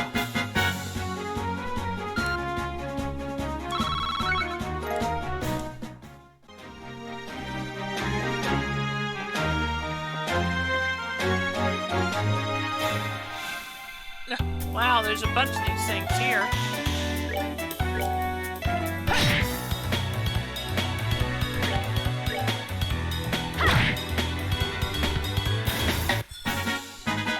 Piece of cake.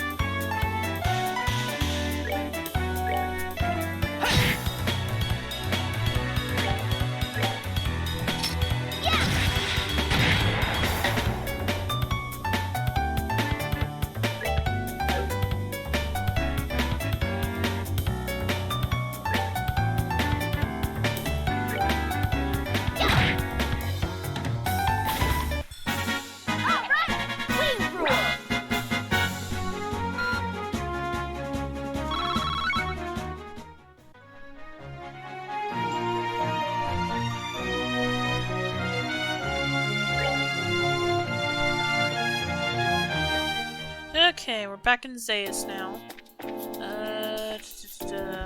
Guess I could turn in that one side quest.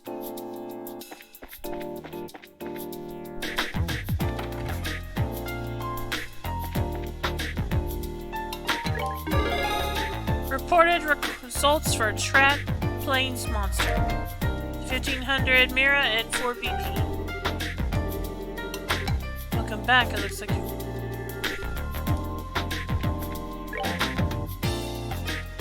Okay, so I got 2 reported.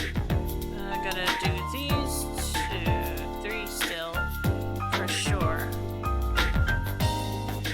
Well, I mean, I'm gonna do all 5 of them, but I mean, these 3 are very urgent.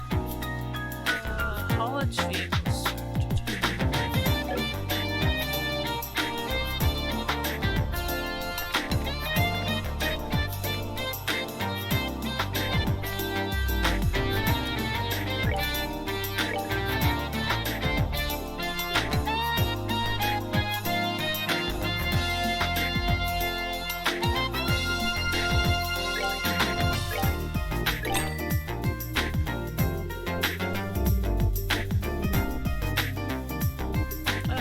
Red pepper.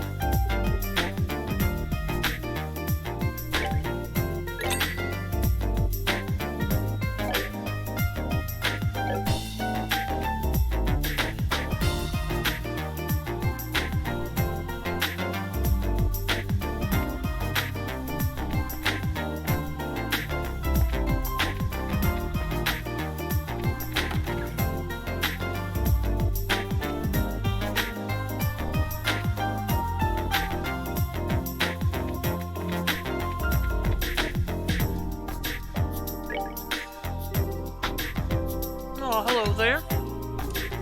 Do you have a minute? We saw a post on the bulletin board and brought some ingredients. Please, let me see. Not very good. I need something with a little more pizzazz. Something that makes your toes crawl and involuntary reaction to the pain in your mouth. That's too bad. We'll be back then.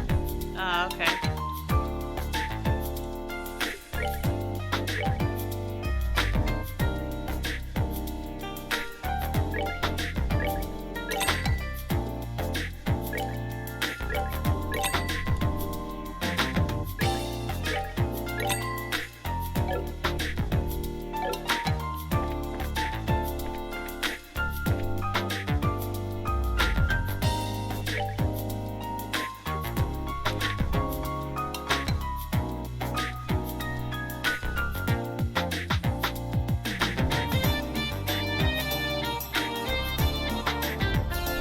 I must have missed that somewhere, but I don't think I have time to go back and do it tonight.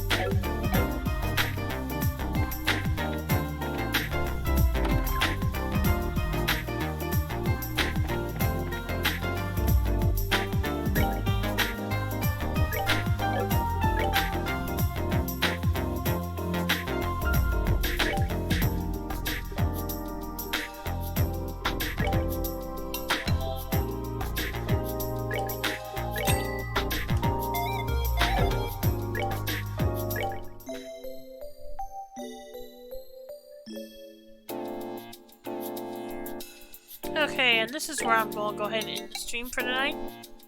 So, I hope you all enjoyed tonight's stream. As always, you can follow my YouTube channel link below to see my past streams, as well as my Twitter account to be for any notifications. So, yeah, I hope you enjoy. Have a nice night. You too, Soup.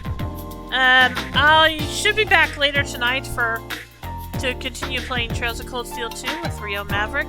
If not, I'll be back tomorrow to continue playing Fire Emblem Warriors 3 Hopes. So, hope I'll see you then, and if you stick around, I will be dropping a host. Let's see who we're gonna host tonight.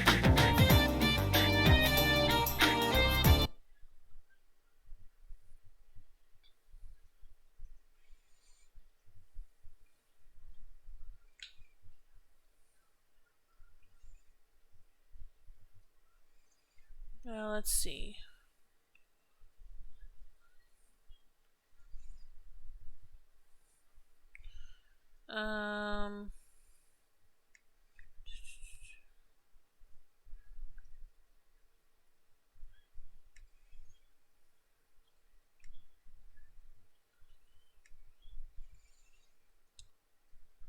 Let's host Dr. Cullen PhD, who's playing Vagrant Story.